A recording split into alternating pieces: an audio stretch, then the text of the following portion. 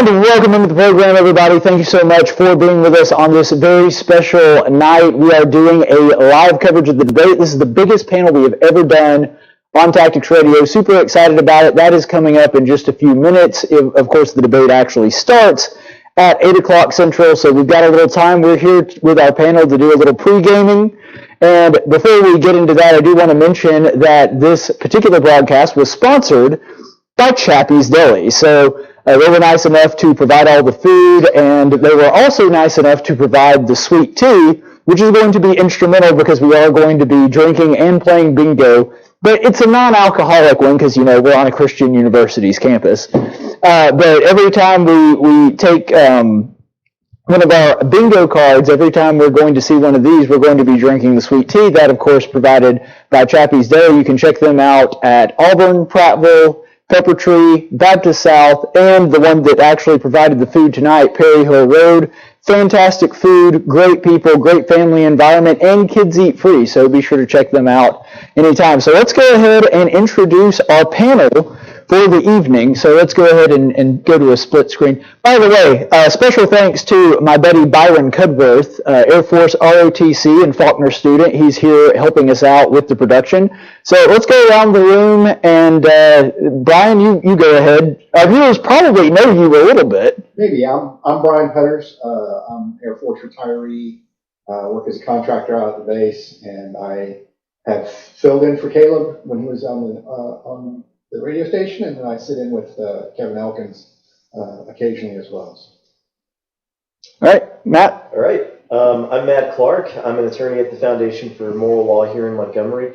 Focus a lot on constitutional law, especially religious freedom and things like that. Caleb has been kind enough to have me on the show a few times to talk about legal issues and things that are going on at the Supreme Court, and he keeps inviting me back, so hopefully I'm not screwing it up too bad. But you're the only one I can get.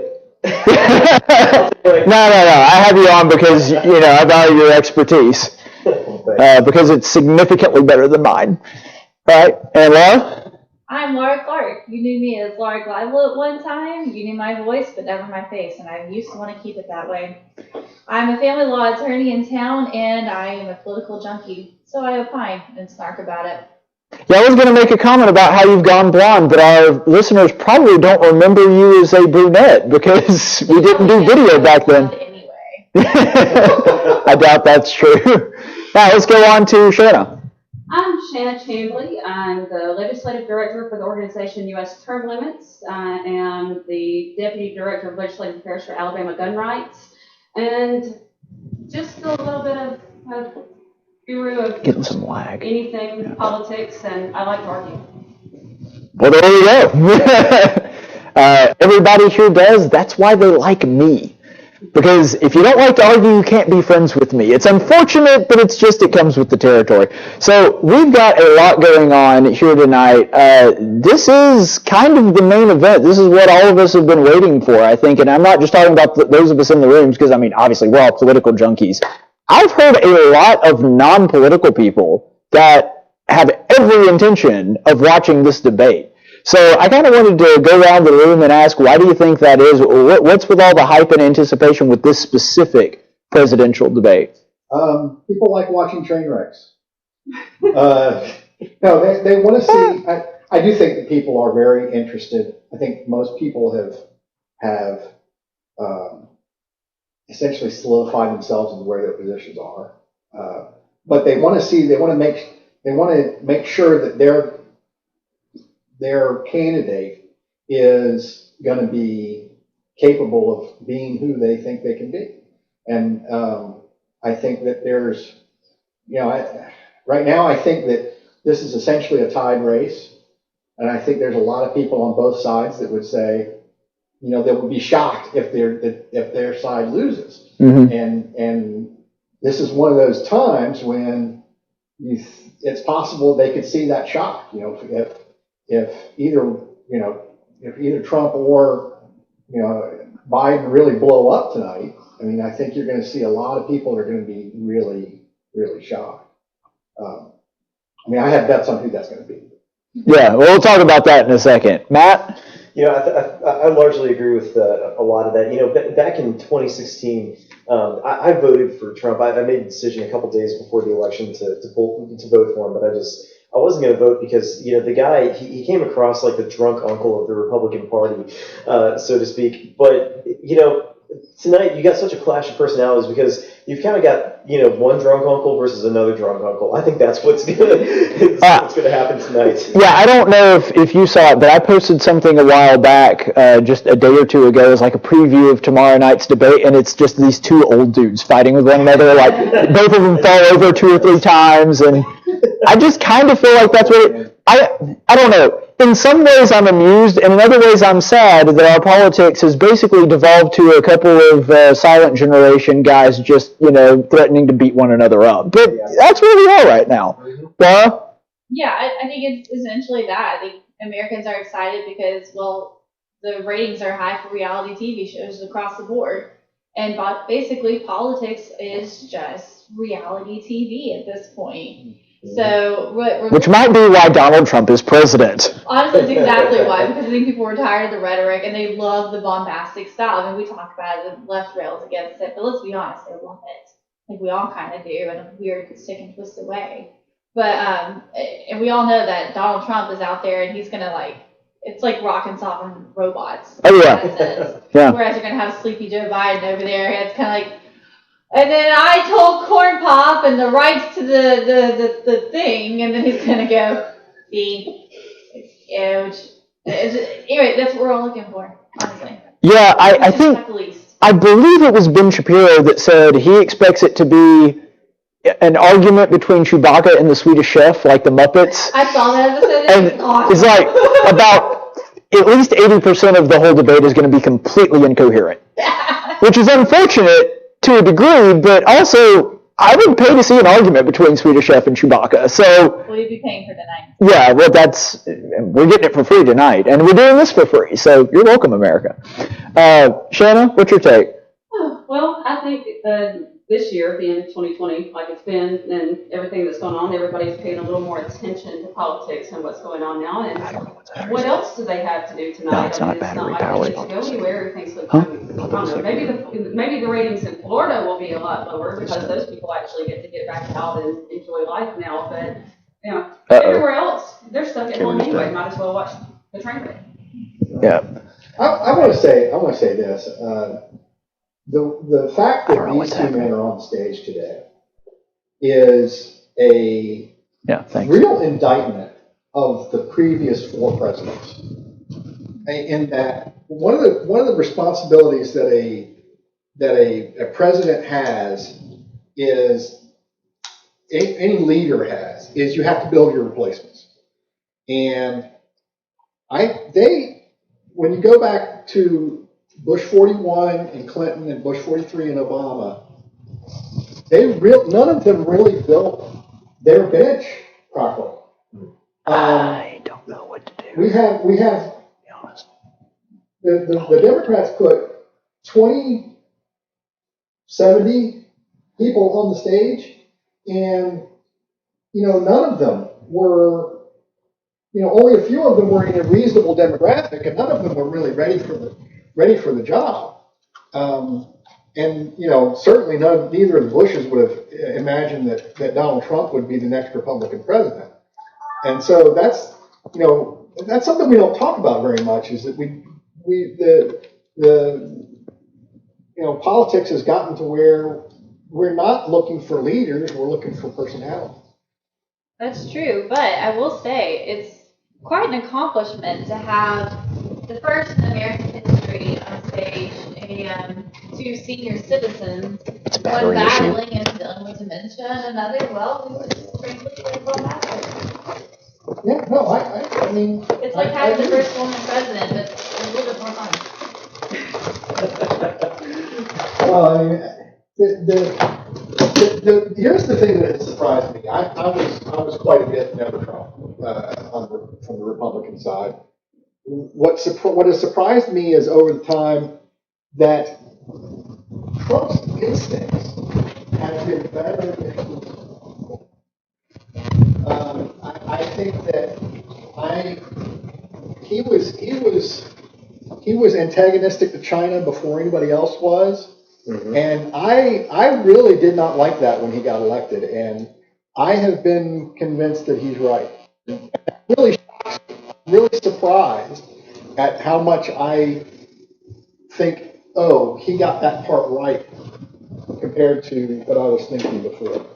Yeah, I think you're right. You know, for me, one of the reasons why I was so hesitant to vote for him is I didn't believe he was a true conservative. Yeah. You know, what eventually got me was 2 days before the election, I realized, look, it's either going to be him or Hillary. And so that's why I went for him. But, you know, he, at least for me, he has exceeded my expectations with Yeah. how well he's performed as a president. Well, one thing I do think is Ross has been how he's handled foreign policy. You know, at the time that he was elected, everybody was scared to death of ISIS. And, you know, unlike, you know, what's happened in Afghanistan and Iraq, you know, Trump was able to really beat the tar out of Okay, so what we're gonna do is I'm just gonna sit on that you know, loss couch. of American life and without And, getting stuck there yeah. for a very long time. And that's something main that cam is now gonna be talking right about, but couch. That's a huge Gotcha. accomplishment, given, you know, some of the foreign policy problems we've had over the last 20 years. Especially when you consider that Obama, during the Obama administration, we went into we went into Libya when we had no national interest in doing it, and we undermined our entire Middle East foreign policy by doing it, because in the Iraq War, one of the Okay. fallouts of the Iraq So, War was that wait. Muammar Gaddafi had started doing what he was supposed to be doing, and started working with international inspectors and laying them in and shutting down his terrorism and his weapons of mass destruction programs. And everybody was saying he was doing it.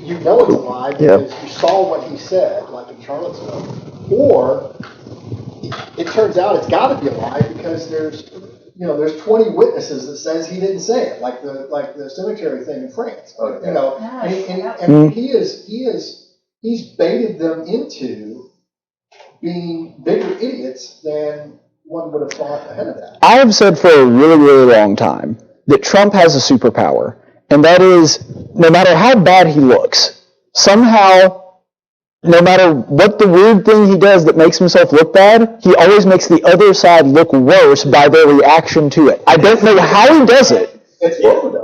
But- But yeah, they kind of look at it as like, and what happens is when the smoke clears, I think the average person looks at it as like, okay, well, I don't really like how Trump reacted to that, but the way they reacted to him was 100 times worse. And so it's a weird dynamic that he kind of makes himself look bad and at the same time makes everyone else look worse. It's a very odd thing that I've never really seen in politics. If you'd been on video Hmm. saying that people that died in World War I were suckers and losers. Oh yeah, for sure. His presidency. Mhm. And everybody knows Yeah. that.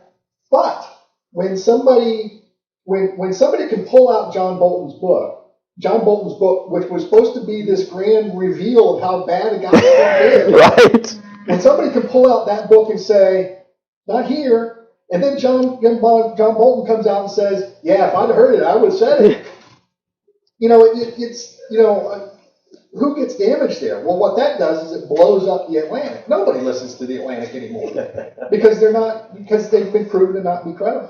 Well, and here's the thing. Nobody believes that he could have said it. I mean, I genuinely think, and this is, Atlantic is just an example. There are several others. there's hundreds of them. I actually thought that Atlantic was fairly balanced until the Trump presidency. That's right. And frankly, A lot of places were though. CNN was actually doing a pretty good job of playing the middle of the road until Trump happened, and he drove them so crazy. I think they kind of kissed Obama's feet.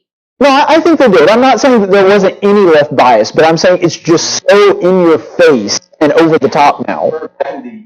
Sorry, go ahead. No, go ahead, Vic. I was going to say, back during the Obama years, MSNBC was, the crazy hyper-leftist, news outlet out there. Fox News was pretty right. And a lot of people did think CNN was somewhere, in the middle. But yeah, when Trump shows up, Yeah, left of center maybe, but in the middle. CNN just, dove off the crazy tree head first. And this week, in this grand revelation that we're supposed to be upset about Trump's taxes, the New York Times comes out and proves that he has no connections to Russia. Yes. Yeah, okay, well, let's talk about it, 'cause that's going to be a huge topic tonight. And they've proven that he has legally followed the tax code that we have that everybody's refused to fix. Well, see, here was my response to that whole thing, because the big thing that people kept saying is they're upset that there were other people paying more in taxes than him. I said, okay, at no time does anybody in his opposition allege that Donald Trump did anything to break the law. So if you're upset about this, your problem is not with Donald Trump. Your problem is with the IRS and the United States tax code. Bingo. Which conservatives have been trying to fix for decades. Which is true, and let's think about this. How many laws has President Trump passed that involve the U.S. tax code? One. Joe Biden was a senator for over 40 years, at which time he voted for many laws about the U.S. tax code. So if your problem is with that, your problem should be with Joe Biden, not with Donald And Trump. he was vice president when the laws that Trump was following. Some of the laws, when yeah. Most of the laws, when many of the laws that Trump was following were passed. Mhm. Look, we design our tax law to benefit certain behaviors. One of those behaviors is building things. Mhm.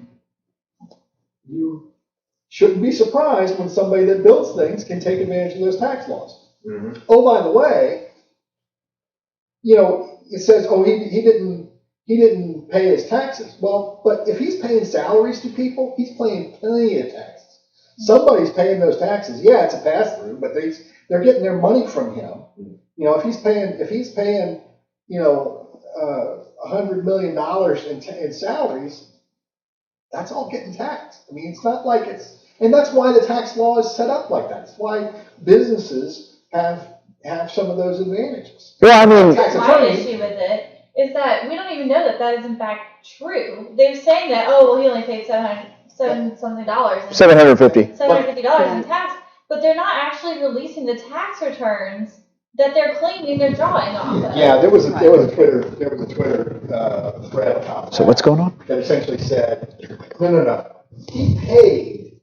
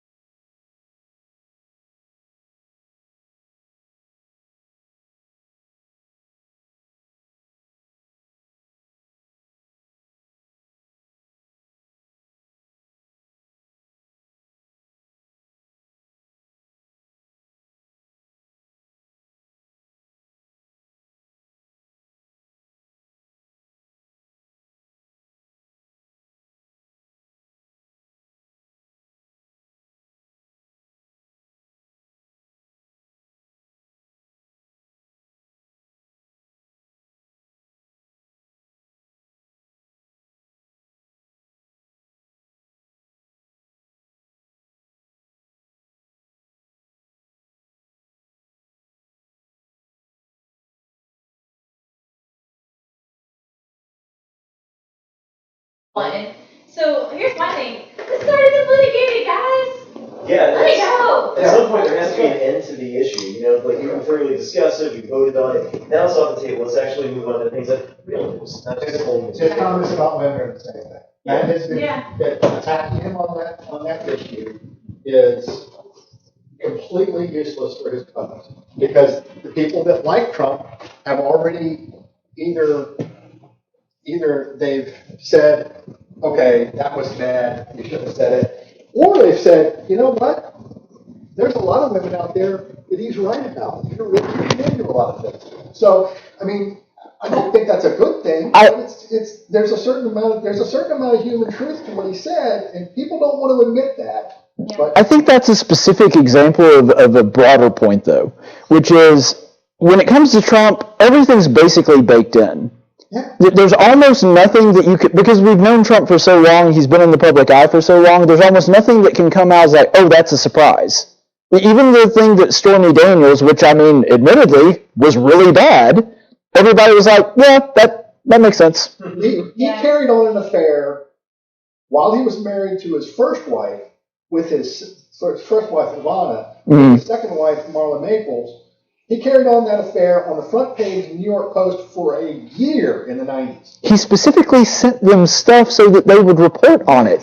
I mean, which is horrible, But that's who he is. yeah. That's how people are. And certainly with this whole thing. Well, with not most tax people. return, people are often going around, I see all the time, people come to my office like, I want to claim the kid on my tax return so I can get the deduction. Who in the world out there is coming out when you get your tax returns because you pay too much in taxes and you're like, you know what, the government needs that. I'm just saying that. Who does that? No human has done that. But nobody No, does. I'm not going to take the deductions because, nobody does. I think the government does. Okay, so we've talked basically this entire time about Trump. We've got like 36 seconds before the debate starts. What's your prediction on how Joe Biden does? I think he's able to stand through the whole debate, which means he's going to be doing really well. That's a good point. Trump didn't lower everything.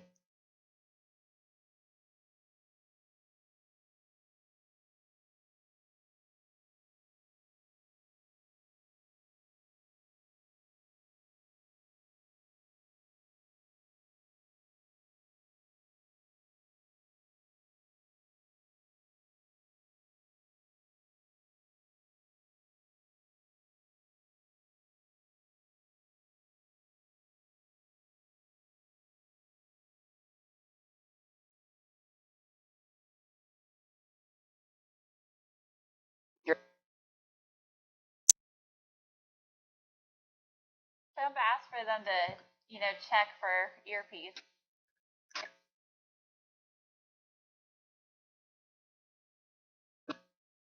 Oh, that's great. He's got great stamina.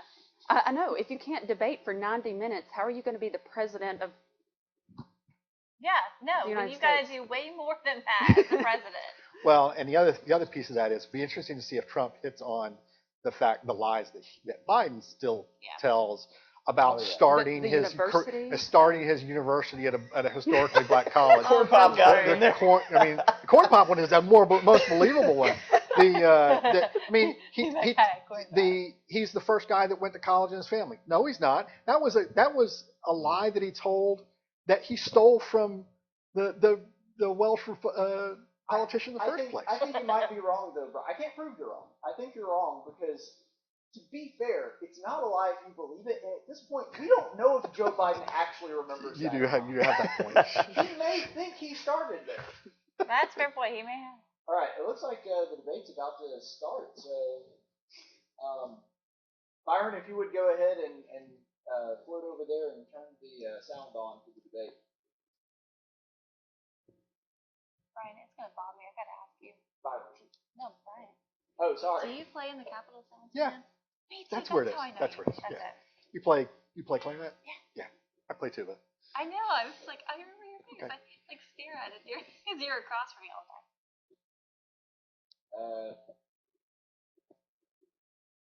So Trump and Biden looked awfully different. We'll try to do tonight. Okay, John, Carl, Mary Bruce also in Cleveland covering the Biden campaign. Joe Biden has been here before as well, not at the top of the ticket, but he has had 2 vice presidential debates during the general election season.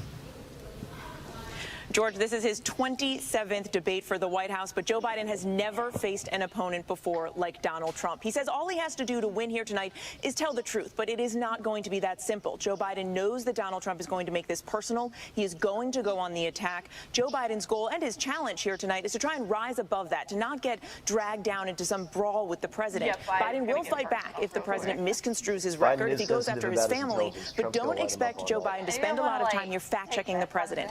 Instead, he wants to speak directly to the American people. He wants tonight to be about the issues. He's going to hit the president on taxes, on his business record, and especially in the midst of this pandemic, on health care. I think it will be interesting to see. It will be interesting to see how Trump responds. He did. Joe Biden trying to get ahead, trying to draw clear contrast, trying to set the tone for the debate to come. He did release his tax returns today for last year, drawing a sharp contrast with the president and that blockbuster New York Times reporting. Joe Biden, we now know last year paid about $300,000 in federal income taxes. We still don't know what the president paid because he has not released his tax returns yet. It is likely to be the first question here, George.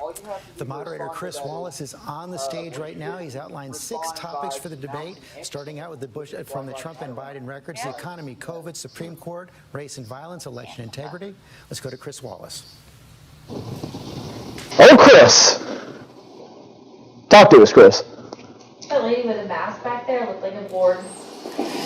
Oh, she's so good. It's because she's out of focus, and then I can see that. It took me a little bit. Are you tricky? I watched a little bit. Good evening from the Health Education campus of Case Western Reserve University and the Cleveland Clinic. I am glad that Chris Wallace is the one handling this. Can you imagine if we had like an MSNBC host or something? Why are you so amazing? I would have been intrigued by the Joe Rogan idea. That would have been great. That would have been good. 2 minutes from each candidate to the first question, then an open discussion for the rest of each segment. Both campaigns I'm also of the opinion that maybe one of these debates ought to be, they pick out a team and go into an escape room and try to get out. And that way, see how well they actually work. Because this debate is only one factor of what they do. But sure. If they can't build a team, security advisor to the and if it's a really good escape room, we should leave them in. I've said for a long time what we ought to do is find a nursing home that would be okay with doing this, that has a little extra space. We make a replica of the Oval Office and just set Joe Biden in there. I don't think he would know the difference. Just saying. Then everyone's happy. Then Joe's fine. Yeah. As we welcome the Republican nominee, President Trump, and the Democratic nominee, Vice President Biden. Still fighting that. Yeah, but she can still form sentences, and that's why I think she might be aware enough. Which is what makes it so funny when they say, he's not going to... What is that? It's like you said, hey, come on, man, with the hands. No, Come on, that doesn't count. He has to actually say it, Matt. All right. A lot of people have been waiting for this night. Did Wallace introduce Biden? Or did Biden just walk out? I think it's like in a wrestling match, how when they're announcing one guy and then the other guy rushes in. The late Ruth Bader Ginsburg on the court. You say the Constitution. No surprise that's coming up first. Your obligation and the Senate's to consider a nominee to the court. Vice President Biden, you say that this is an effort by the President and Republicans to jam through an appointment and what you call an abuse of power. My first question to both of you. Well, I mean, it is jamming through a nominee. It is an abuse of power to use the things that the Constitution tells you can do. That is clearly an abuse of power. I hear that all the time working on the Article 5 side of things. You probably hear that more than anybody here. I will tell you very simply, we won the election.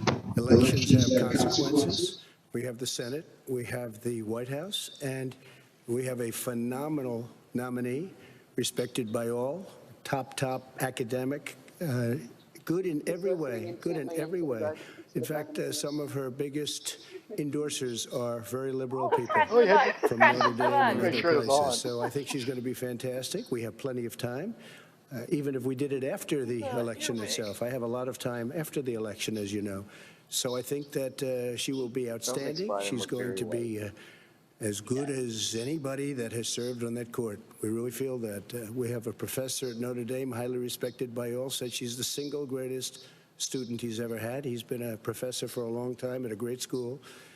And we won the election, and therefore we have the right to choose her. And very few people knowingly would say otherwise. And by the way, the Democrats, they wouldn't even think about not doing it. If they had, the only difference is they try and do it faster. There's no way they would give it up. They had Merrick Garland, but the problem is they didn't have the election, so they were stopped.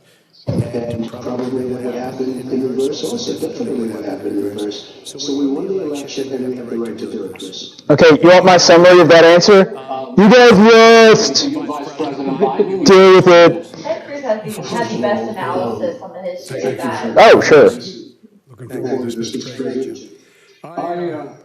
The American people have a right to have a say who the Supreme Court nominee is, and that say occurs when they vote for the United States senators and when they vote for the President of the United States. So far, so good. They're not going to get their chance now because we're in the middle of an election already. The election already started. Tens of thousands of people. More so now than usual. The thing that should happen is we should wait. We should wait and see what the outcome of the election is. Because that's the only way the American people get to express their view is by who they elect as president, who they elect as vice president. Now, what's at stake here, the president's made it clear he wants to get rid of the Affordable Care Act. He's been running on that, he ran on that, and he's been governing on that. He's in the Supreme Court right now trying to get rid of the Affordable Care Act, which will strip 20 million people from having insurance, health insurance now, if it goes in the court. So we as Democrats are going to have I'm not opposed to the justice, but she seems like a very fine person. But she's written before she went there, which is right, that she thinks that... Now, I know Biden's getting off into stuff that has nothing to do with it, but what he said at the beginning was right. The problem is the election is still in effect until January of next year. We don't elect people for 3 years. We elect presidents for 4 years, and they still have he's just as much president now as he was in 2016. And that ended when we, in fact, passed the Affordable Care Act. He would not And there's avoid the 100 same people argument with pre-existing conditions. had And they'll be taken away Merrick from Garland those not even pre-existing finished. conditions. Janice Scalia not died. And so And that case come up. to do this before this None of that election. argument will If be he any wins different. the This election, is too close to the election. We gotta make sure. And I will say that he's making exactly the same argument that the Republican senators made back then, which is why I said what they should do is have a hearing, vote him down. Oh, I agree. Okay, he's making a good point. Biden went out like, oh, it's gonna get rid of healthcare for pre-existing conditions, and Trump has said in the last 20 times in the last week, no, I'm protecting pre-existing conditions. He came out with an executive order exactly that effect. Yeah, and I disagree with that, but you're right. President Trump did that. Yeah, I mean, I disagree with it on a personal level, but the thing of it is, like, if you actually believe that this is actually what's gonna happen when he becomes America's judge, you just deserve to be bamboozled. I'm elected for 4 years. Trump's been watching the stream. It's totally wrong. I don't know where you got that number. The bigger problem that you have is that You see what just happened there? We saw a little bit of the Joe Biden Paul Ryan debate, where he'll just like laugh off whatever rebuttal was given to him. There he is. Yep. I think we may see that version of Joe Biden tonight. He knows that what I proposed. What I proposed is that we expand Obamacare and we increase it. We do not wait. See, I love this argument by Democrats. They constantly are telling us that our healthcare system is broken and needs fixing and all this stuff. We're living under Obamacare now. They're breaking it more. Like, they made the system, and now they're complaining that the system is broken, so we need to do more of the stuff that we did to break the system. It doesn't make any sense. my party is socialist right now. I am, and they're going to dominate you, Joe. You know that. I am the Democratic Party right now. The platform of the Democratic Party is what I approved of. You are the Democrat Party? Wow. No, Harris. is going to wipe out pre-existing conditions. And by the way, the 200,000 people that have died on his Wait. Did you just say Yeah, that's one of our bingo cards. Joe Biden way overblows a COVID stat. So.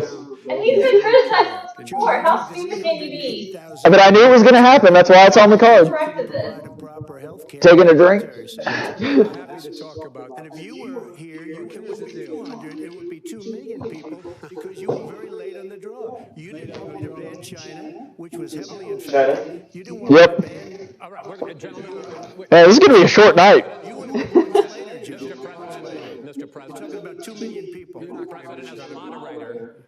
About COVID in the next segment, but go ahead. Let me finish. The point is that the president also is opposed to Roe v. Wade. That's on the ballot as well in the court. And so that's also at stake right now. And so the election is all. You know it's on the ballot. Why is it on the ballot? Because why is it on the ballot? It's not on the ballot. It's on the ballot in the court. In the court. Well, there's nothing happening there. How far is the Alabama case? I genuinely think that was a mistake by Trump, though. Yeah, me too. He should have said, it is on the ballot, and I'm going to protect life. That's what he should have said. Yeah, Biden just almost fired up a lot of pro-life Trump voters and then Trump shot them. Yeah. All right, Mr. President, the Supreme Court will hear a case a week after the election in which the Trump administration, along with 18 state attorneys general, are seeking to overturn Obamacare, to end Obamacare. You have spent the last because they want to give you good health care. If I may ask my question, sir. Good health care. Over the last 4 years, you have promised to repeal and replace Obamacare, but you have never in these 4 years come up with a plan, a comprehensive plan to replace Obamacare. Of course I have. Well, I got rid of the individual mandate. Excuse me. I got rid of the individual mandate, which was a big chunk of Obamacare. That is absolutely a big thing. That was the worst part of Obamacare. Chris, that was the worst part of Obamacare. Let me ask my question. Well, I'll ask Joe. I know. This is going south fast. He's trying to help you, dude. I'm a moderator of this debate, and I would like you to let me ask my question. And That's a bad look for Trump. That is bad. in the course of these 4 years, have never come up with a comprehensive plan to replace. Being aggressive with Joe Biden is one thing. Being aggressive with Chris Wallace is completely different. Well, and Wallace is asking a legitimate question. Yeah, he is. The Republicans have not pushed forward a comprehensive replacement plan for Obamacare. They've been running on repealing it and replacing it, which I've said repeal and then repeal some more. But they've been running on repeal and replace for about 6 years now. If that's your message, you have to have a replacement. Exactly. And they have yet to come up with something simple that people could understand. Because you're going against Big Pharma. I mean, as he started, though, at least repealing the mandate was a great start. It was a good start.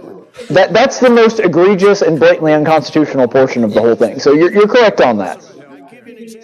And the Supreme Court may still find that taking the mandate out is enough to repeal the whole thing. Because that's still up in debate for the Supreme Court right now. You want to know the truth. So, Yes. Well, haven't they already green-lighted that for the Supreme Court? Yeah, that's the case they're going to hear. Yeah, so they haven't heard it yet, but yeah. Sir, you'll be happy. I'm about to pick up on one of your points to ask the Vice President, which is he points out that you would like to add a public option to Obamacare, and the argument that he makes and other Republicans make is that that is going to end private insurance and will, if I could ask you the question, it will end Does that count as private insurance and create a government takeover of health care. it does not. It's only for those people who are so poor they qualify for Medicaid. They can get that free in most states, except governors who want to deny people who are poor Medicaid. Anyone who qualifies for So Medicaid, he's running on creating Medicaid. be enrolled in the public option. Isn't that program like 60 years old? Right. Yep. Will not be in that option. Number one. Number two, Bernie If it's just Obamacare for Medicaid, then that's just Medicaid. Look, hey, are you still not going to let us know? The fact of the matter is, I beat Bernie Sanders. Not by much. That's got to be on the case. I don't think that's on the card, but it should be. Oh, wow. Tuesday. You got very lucky. Here's the deal. got very lucky. I'm going to get very lucky tonight as well. And tonight, I forgot. Here's the deal. Because here's the deal. Here's the deal. The fact is that everything he's saying so far is simply a lie. I'm not here to call out his lies. Everybody knows he's a liar. But you just... Wait, you're not here to call out his lies? Why are you at this debate then? I want to make sure. Can you let him finish, sir? No, he doesn't know how to do that. He has, you picked me as surprised. The wrong guy, the wrong night at the wrong time. Listen, you agreed with Bernie Sanders to the manifesto. There is no manifesto. Number two. You just lost the left. Number two. Bernie Sanders. That's absolutely extravagant idea. What the socialized, they call it socialized medicine. Mr. President, I'll tell you what, he is not for any help for people needing health care. Because he, in fact, already has cost 10 million people their health care that they had from their employers because of his recession.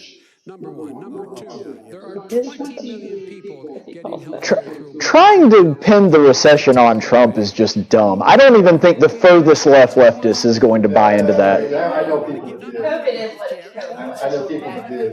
Look, I know people that say he's killed 200,000. Okay, but that's incorrect, but I don't even think they blame him for the economic recession.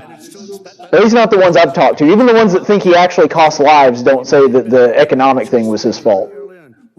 In fact, they're kind of upset that he didn't shut down the country more and cause a bigger economic recession. So, No, they think that shutting down the economy would have prevented it. Then I had a choice to make. Do I let my people run it really? okay. No, I know you're just reiterating their point, but all right then. I said, you got to run it so well. And I just had a meeting with them. That's like turning the car off is going to make it go faster. It's too expensive.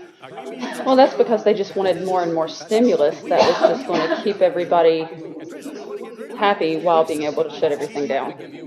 Well, maybe so, but... Let the vice president talk. He has no plan for health care. Of course, he sends out wishful thinking. He has executive orders that have no power. He hasn't Honestly, Trump's best move is to let Joe Biden talk. I agree, and everything else he talks about. He does not have a plan. He doesn't have a plan. And the fact is, this man doesn't know what he's doing. Here's the thing. Trump, especially with like suburban women voters, he's killing his chances with them right now. Oh, Chris Wallace laughs. That's on here. Justice Barrett, there has been talk about ending the filibuster or even packing the court, adding to the 9 justices there. Okay, so far I have 3 in a row. In fact, it wasn't brought up by the president. It was brought up by someone. And I picked the cards at random, so I didn't fix it. So my question to you is, you have refused in the past to talk about it. Are you willing to tell the American people tonight whether or not you will support either ending the filibuster or packing the court? Whatever position I take in that'll become the issue. The issue is the American people should speak. You should go out and vote. You're in voting now. That's why we're asking you questions. So we know who we should be voting for or not. Would you end the filibuster? Well, whatever my position on that issue is. Why do you think you're here? Whoa, will you shut up, man? No, it's not on here. I didn't expect that. We have ended this segment. We're going to move on to the second segment. That was really a productive segment, wasn't it? Yeah, because you don't answer questions. Man, people understand, Jim. 47 years, you've done nothing. They understand. The second subject is COVID-19, which is an awfully serious subject, so let's try to be serious about it. We have had more than 7... I do feel for Chris Wallace, man. It's probably the hardest one he's ever moderated. It's hard enough to do a debate with Trump and just a bunch of other Republicans. A one-on-one with a Democrat, I don't envy his position. Anything approaching normal. Biden looks like he's either My question constipated or trying to to you is, based on what you have said and done so far, and what you have said you would do starting in 2021, Why should the American people trust you more than your opponent to deal with this public health crisis going forward? In this case, the question goes to you first, sir. 2 minutes uninterrupted. Good luck. 200,000 dead. As you said, over 7 million infected in the United States. We, in fact, have 5%, 4% of the world's population, 20% of the deaths. 40,000 That's not even close to true. are contracting COVID.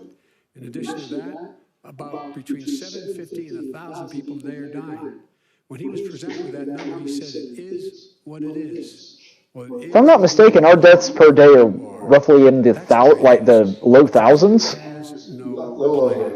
Yeah, that's what I was thinking, like 1,100-ish. All the way back in February, how serious this crisis was. He knew it was a deadly disease. What did he do? He's on tape as acknowledging he knew it. He said he didn't tell us or give people a warning of it because he didn't want to panic the American people. In late March, you were saying we shouldn't fear the virus. In addition to that, what did he do? Everybody didn't think it was going to be as big a deal as it is. I think Scott Adams got this right. Because when you're dealing with something you don't know what's going to happen, How dangerous this what was. happens ends He up did not being even luck, ask you to do one that. way or the other. He told us what a great You job can't blame somebody for being He said unlucky we owe him or being lucky. I mean, I've had people say that Trump was very lucky with COVID. It could have been much worse. And they may be right. Well, considering originally what we were looking at was potentially a 5% fatality rate, and we wound up with one that's about right now 1.7%. Not even that. Yeah, in Alabama it is. It's like 1.69, I think. So. People the help they need to keep their businesses open schools that cost a lot of money. You should get out of your bunker and get out of the sand trap and get in your goal. Did Joe Biden just tell someone to get out of their bunker? He's been ending his campaign every day at 9 a.m. Why is this not on the card? Because I didn't think he was going to be that dumb. Left wide open, millions of people would have died, not 200,000, and one person is too much. It's China's fault. Would have been huge. It never happened. They stopped it from going in, but it was China's fault. He just said huge. When you talk about numbers, you don't know how many people died in China. You don't know how many people died in Russia. You don't know how many people died in India. They don't exactly give you a straight count, just so you understand. That's a good point. I closed it, and you said he's xenophobic. He's a racist, and he's xenophobic because you didn't think we should have closed our country. Wait a minute. You didn't think we should have closed our country because you thought it was terrible. You wouldn't have closed it for another 2 months. By my doing That chappy sweet tea is good sweet tea. said, President Trump saved thousands of lives. Many of you Democrat governors said, President Trump did a phenomenal job. We worked with the governor. Oh, really? Go take a look. The governors said I did a phenomenal job. Most of them said that. In fact, people that would not be necessarily on my side said that. President Trump did a phenomenal job. We did. We got the gowns. We got the masks. We made the ventilators. You wouldn't have made ventilators. And now we're weeks away from a vaccine. We're doing therapeutics already. Fewer people are dying when they get sick. Far fewer people are Not just any ventilators, Trump ventilators. What Trump here is giving concrete examples of what he would do. Biden only ever gives. Incorrect. He's giving concrete examples of what he did. That's right. Yeah. Biden only ever is, and all of Trump's critics, all they ever say is, we would do it better. You would do it better. How? Well, now this is a political advantage on almost any issue that's a crisis. Is when you're not the guy in the chair, it's really easy to criticize. Well, they had the opportunity during the swine flu in the Obama administration to do something. And they I'm didn't. on right now, H1N1. And there was an article that came out and said that they got we didn't shut down the economy. This is his economy he's shut down. The reason it's shut down is Okay, Donald Trump did not shut down anything. He left it up to the states. Most of the states made dumb decisions, but he left it up to the states. There was open warfare between the mayor and the governor in New York holding a phone up about whether to shut down for 2 weeks. Yeah. It didn't matter, but it really mattered. And by the way, Which, by the way, if New York were a country, its per population death rate is the highest in the world. 200,000 people between now and the end of the year. And he held up, he said, if we just But Fauci said they were doing it right. I know, that blows my mind. And by the way, in terms I've actually been accused of being a Fauci defender a lot in conservative circles, but when he said that, I was like, there is no defense for that. There's no way you can paint that in any way other than just being stupid. Okay, by the way, gentlemen, let me move on to questions about the future, because you both have touched on two of the questions I'm going to ask. Focusing on the future, first, President Trump, you have repeatedly either contradicted or been at odds with some of your government's own top scientists. The week before last, the head of the Centers for Disease Control, Dr. Redfield, said it would be summer before the vaccine would become generally available to the public. You said that he was confused and mistaken. Those were your two words. But Dr. Slaoui, the head of your Operation Warp Speed, has said exactly the same thing. Are they both wrong? Well, I've spoken to the companies and we can have it a lot sooner. It's a very political thing because people like this would rather make it political than save lives.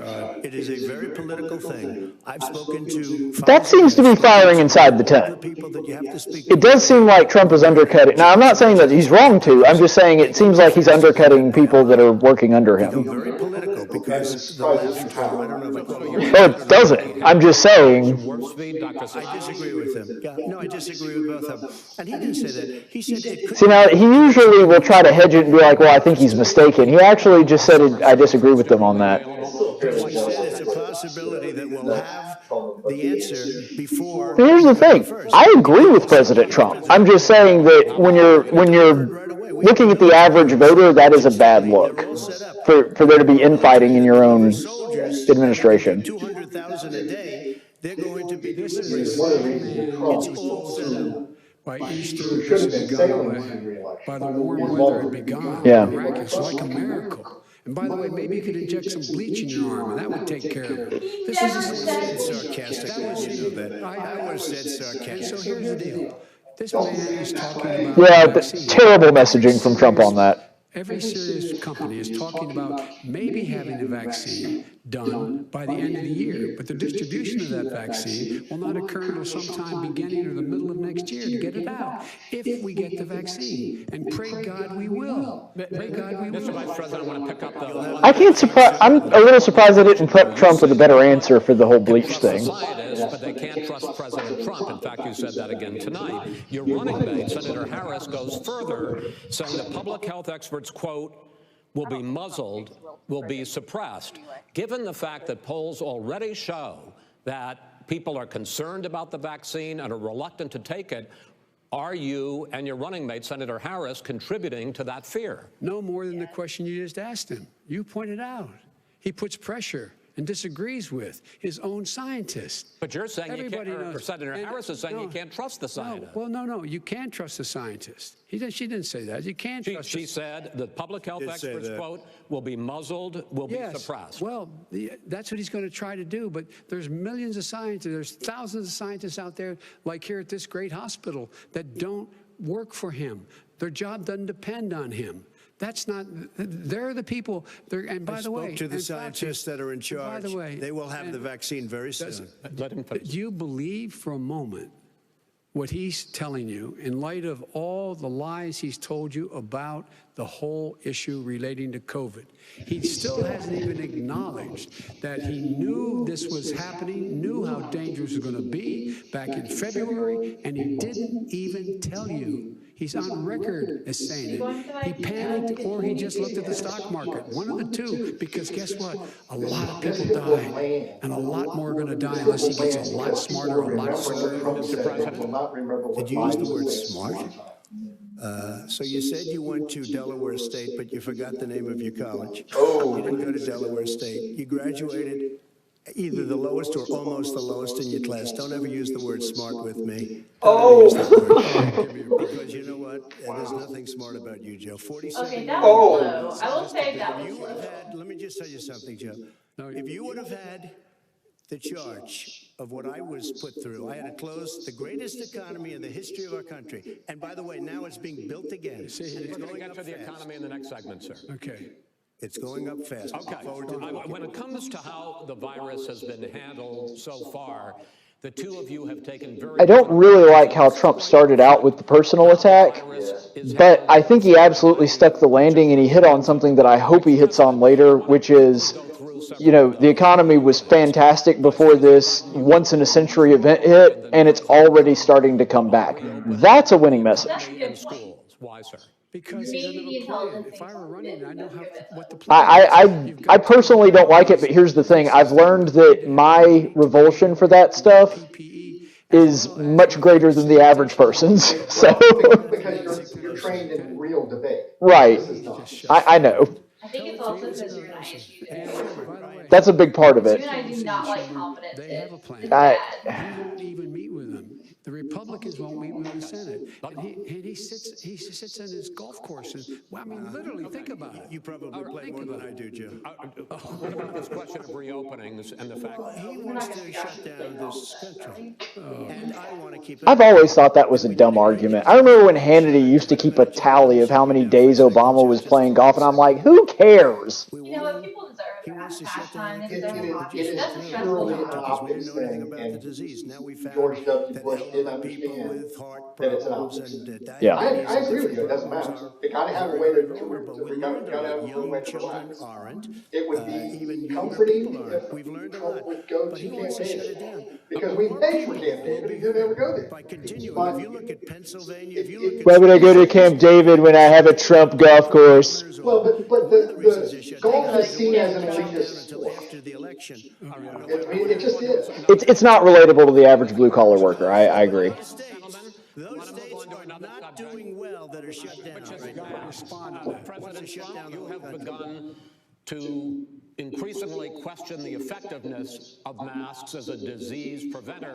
And in fact, recently you have cited the issue of waiters touching their masks and touching plates. Are you questioning No, I think the masks. I'm excited about I this. understand. If you look, I mean, I have a mask right here. I put a mask on, when I think I need it. Tonight, as an example, everybody's had a test, and you've had social distancing and all of the things that you have to. But Yeah. when needed, I wear a mask. Pulling the mask out is good, and also saying it's conditional. That's smart, because he's saying the masks aren't some kind of magical MacGuffin that just protects you from everything. I will say, Vice President Biden, go ahead, sir. Look, the way to open businesses is give them the wherewithal to be able to open. We provided money, the And I was asking you, sir, about masks. well, masks make a big difference. His own head of the CDC said if we just wore masks between now, if everybody wore masks in social distance between now and January, we'd probably save up to 100,000 lives. It matters. and they've also Bullcrap. No way that it makes that big a difference. Him and his inflated numbers is Why did just, we lose the audio? Oh, Yeah, yeah, there you go. masks are not good. Then he changed his mind. He said, masks good. I'm okay with masks. Okay. I want to ask you both about one last subject, because your different approaches has even affected the way that you have campaigned. President Trump, you're holding large rallies with crowds packed together, thousands of people. Outside, yes, sir, agree. Most of them, yes. President Biden, you are holding much smaller events with Nobody will show up. people. Okay, Even Biden. should have seen that one coming. You not. You go first, sir. Because people want to hear what I have to say. I mean, But are you I've not done a worried great about job spreading as a disease? president, and I'll have 35,000 people show up at airports. We use airports. Are you not worried about We have a disease lot of issues, people. sir? Well, so far, we have had no problem whatsoever. It's outside. That's a big difference, according to the experts. And we do them outside. We have tremendous crowds, as you see. I mean, and literally on 24 hours notice. And Joe does the circles and has 3 people someplace. Okay. By the way, did you one of the This is gold. And a reporter came up to him to ask him a question. He said, no, stand back. Put on your mask. Put on a mask. Have you been tested? I'm way far away from those other people. That's what he said. I can't. I'm going to be okay. Now they're arguing over whose social distance is better. I don't care. No negative effect. We've had no negative effect, and we've had 35. Or drooling on them. But this is an important point. It is. Which one of them is handcuffed by social distancing and masks? Which one of them The is social not? distancing, And and people wearing masks, it's clear that basically Trump is encourage them not to. being president. All right, and he's a fool on If that. You could Whether get you the like the crowds, idea you would have done of the same thing, but you can't. you Nobody rarely can. see him in a mask or having him crowd or whatever. Sure. He's not The stopped. economy Biden has is, stopped. I think it's fair to say, Yeah, recovering Biden has brought his faster entire than expected from the shutdown. campaign to an absolute screeching halt over this thing, which I think is by design. Last month, the Federal Reserve says the hit to growth, which is going Well, to I think the whole thing is done by design, though, because you could not invent a better scenario for Joe Biden to be campaigning than an epidemic that can justify you never doing public appearances. I mean, that's just. more of a K shape. What difference I'm does still shocked he that showed up for this mean tonight. to You see, American you were people? saying I don't even think they're going to have it. It's like right up until right before we did it. I was on her side. You know, they would, somebody would have a fever right before they come in. They'd send somebody in with a fever and have to get the whole thing. He was wrong. And again, 2 million people. Biden has the Rona. Instead of still 204,000 people is too much. One person is too much. Should have never happened from China. But what happened is we closed it down, and now we're reopening, and we're doing record business. We had 10.4 million people in a 4-month period that we've put back into the workforce. That's a record the likes of which nobody's ever seen before. And he wants to close down he will shut it down again. See, this is an excellent line of attack. You just heard him say that he's so concerned about this, he is going to shut this economy down. It will not recover. What's happening in some of your Democrat. The best thing that Trump has done throughout this whole thing is that he is always, well, I say not always.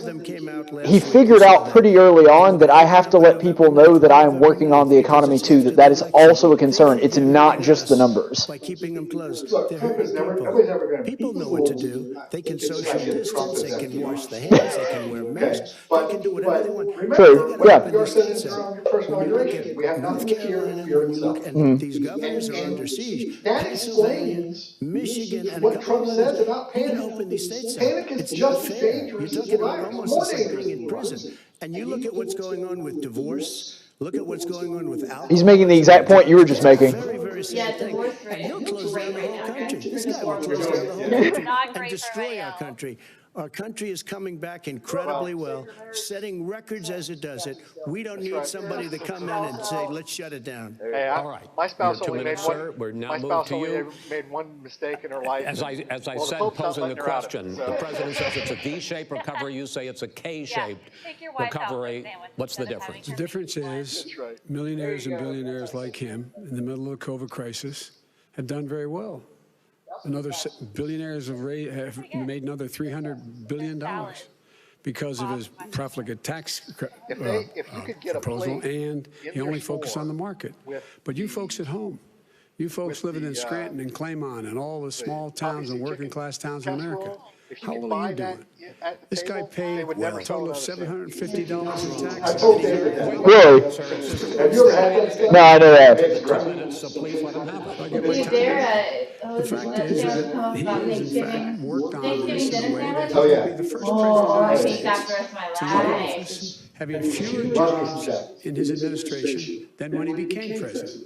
Fewer jobs than when he became president. First one in American history. Secondly, the people who have lost their jobs are those people who have been on the front lines. Those people who have been saving our lives. Those people who have gone out there dying. People who It's literally the exact opposite. Those are the only people that kept their jobs. Some of those people ahead of us suspected by that, but we go I mean, for the forward most and part, you're when seeing you people have who are not. almost half the states in America with a significant increase in COVID deaths and COVID cases in the United States of America.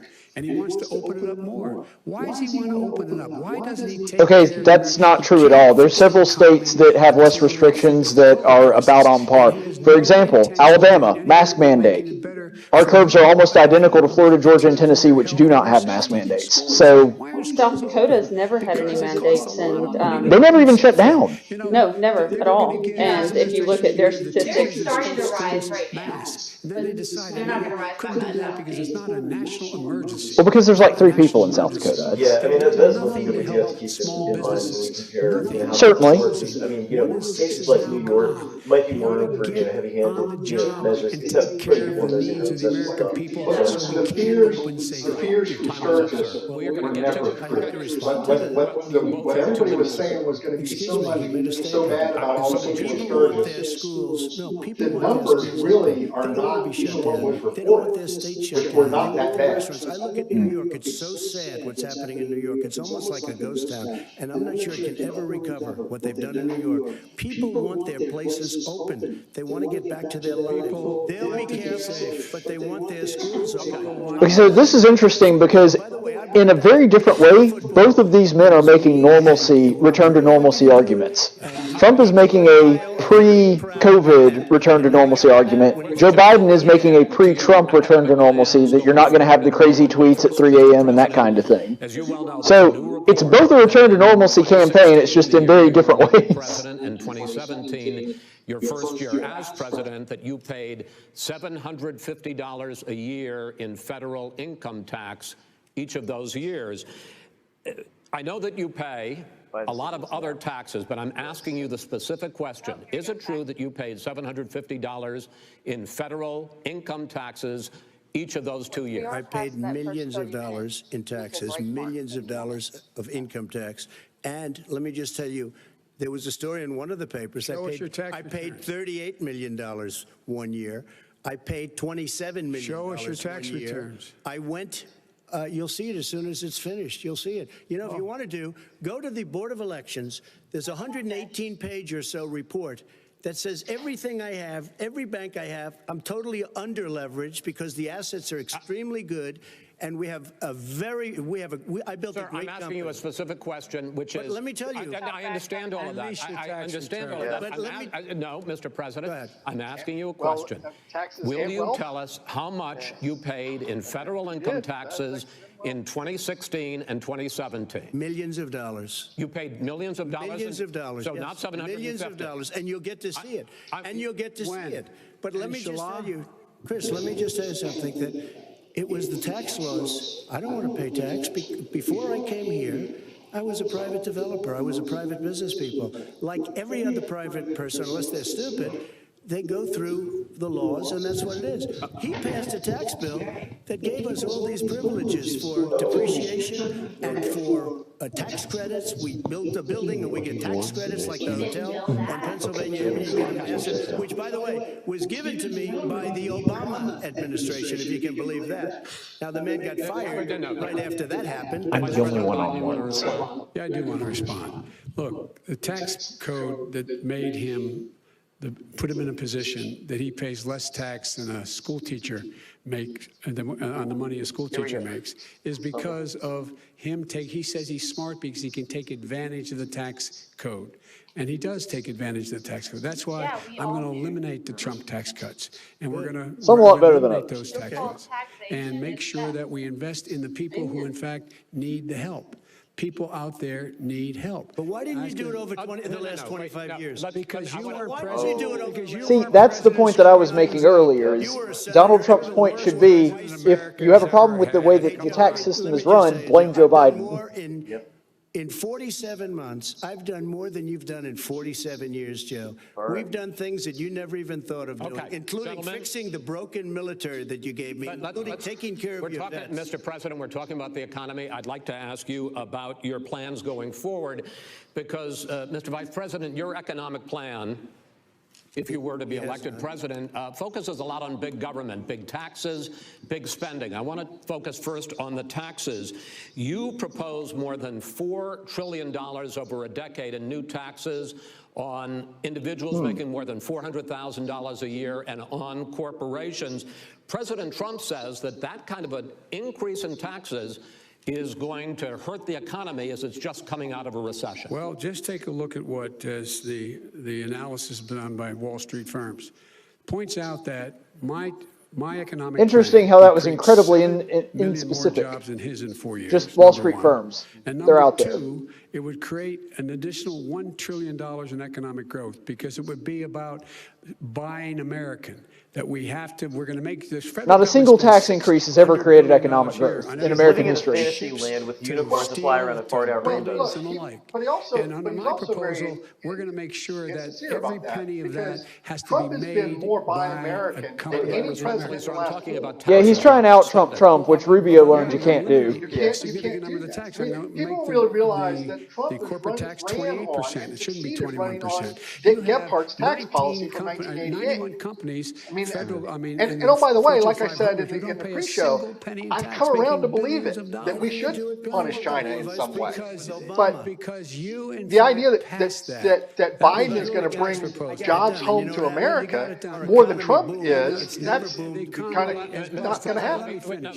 Mr. President, let me pick up on that. You would continue your free market approach, lower taxes, more deregulation, correct? Not lower taxes American people. Let me, but in, Okay, that's just dumb. That's a lie. Every single American got a tax Obama's cut. final 3 years as president. Wasn't a big more one, but it jobs was were one. created, 1.5 million more jobs than in the first 3 years of your presidency. They had the slowest recovery economic recovery since 1929. It was the slowest recovery. Also, they took That's over just something that was historical down fact. here. Go All ahead, you try to have to do is argue that turn on the fight. lights and you pick up a lot. Facts They had don't the care about slowest yourself. economic recovery since 1929. Let me tell you about the stock market. That would have been more convincing if I had my yarmulke That on. means You gotta have jobs. the It whole also thing means going. 401ks. I'm not nearly If Jewish you enough to got pull off a in, Ben if you ever Shapiro became president with your ideas, you Was it want my to terminate second my favorite talk show? my taxes. I'll tell you what. Right after me, lose of course. Half of the companies that have I was poured in going here Ted will Cruz. leave, and plenty of companies that are already here. They'll leave for because he's a other companies. senator. They will leave, and you will have a depression Patrick the likes Caleb. of which you've never seen. Look, we inherited the worst recession short of a depression in American history. I was asked That's to fair. bring it back. We were able to have And it took you 8 years. And you still didn't do it. He handed him a So Yeah. here's the argument I always make on that, because that's an old tired argument that's been played out so many times. Yeah. Yes, the recovery did start about a year and a half before Obama's presidency ended.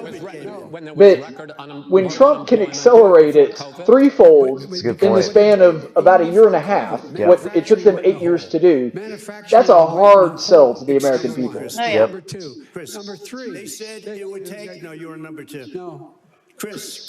I know you're number two. To bring back manufacturing. I brought back 700,000 jobs. This is a good line because he's calling Biden out on what he just said about bringing home manufacturing. Yeah. We brought back, I was asked to bring back Chrysler and General Motors. We brought them back right here in the state of Ohio and Michigan.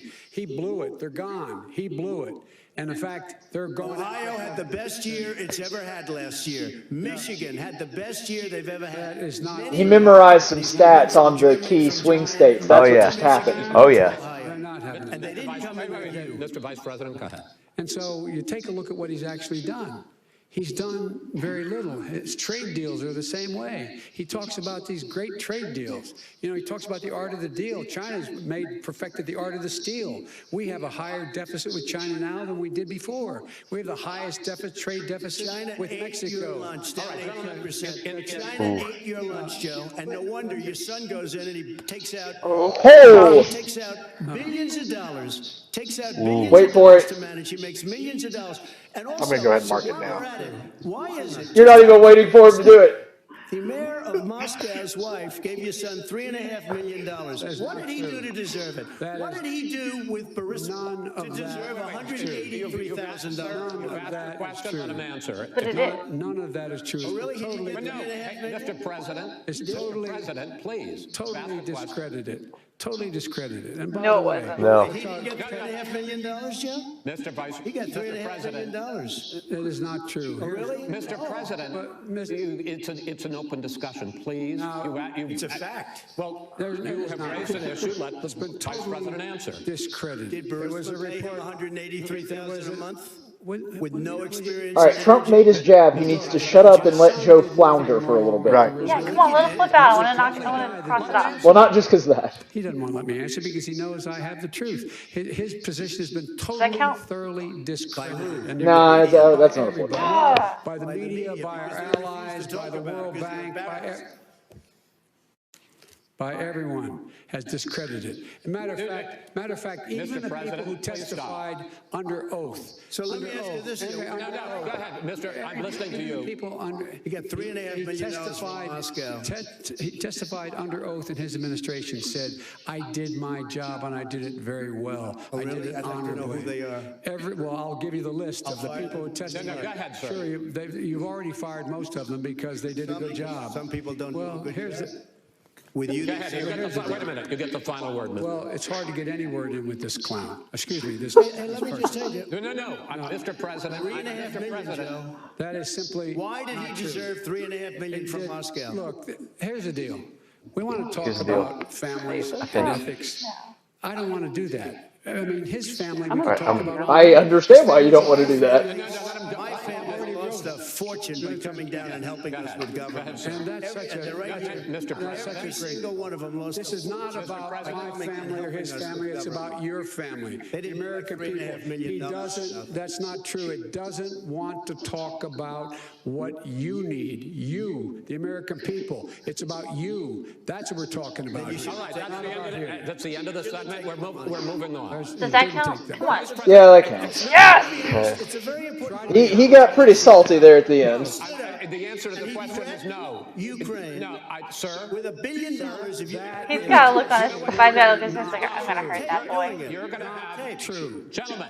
I You have to hate sell to my raise son, my guys. voice, but I see it seems to be, why shouldn't I be different than the two of you? So here's the deal. Good point. We have 6 segments. We have ended that segment. We're going to go to the next segment. In that segment, you each are going to have 2 uninterrupted moments. In those 2 uninterrupted minutes, Mr. President, you can say anything you want.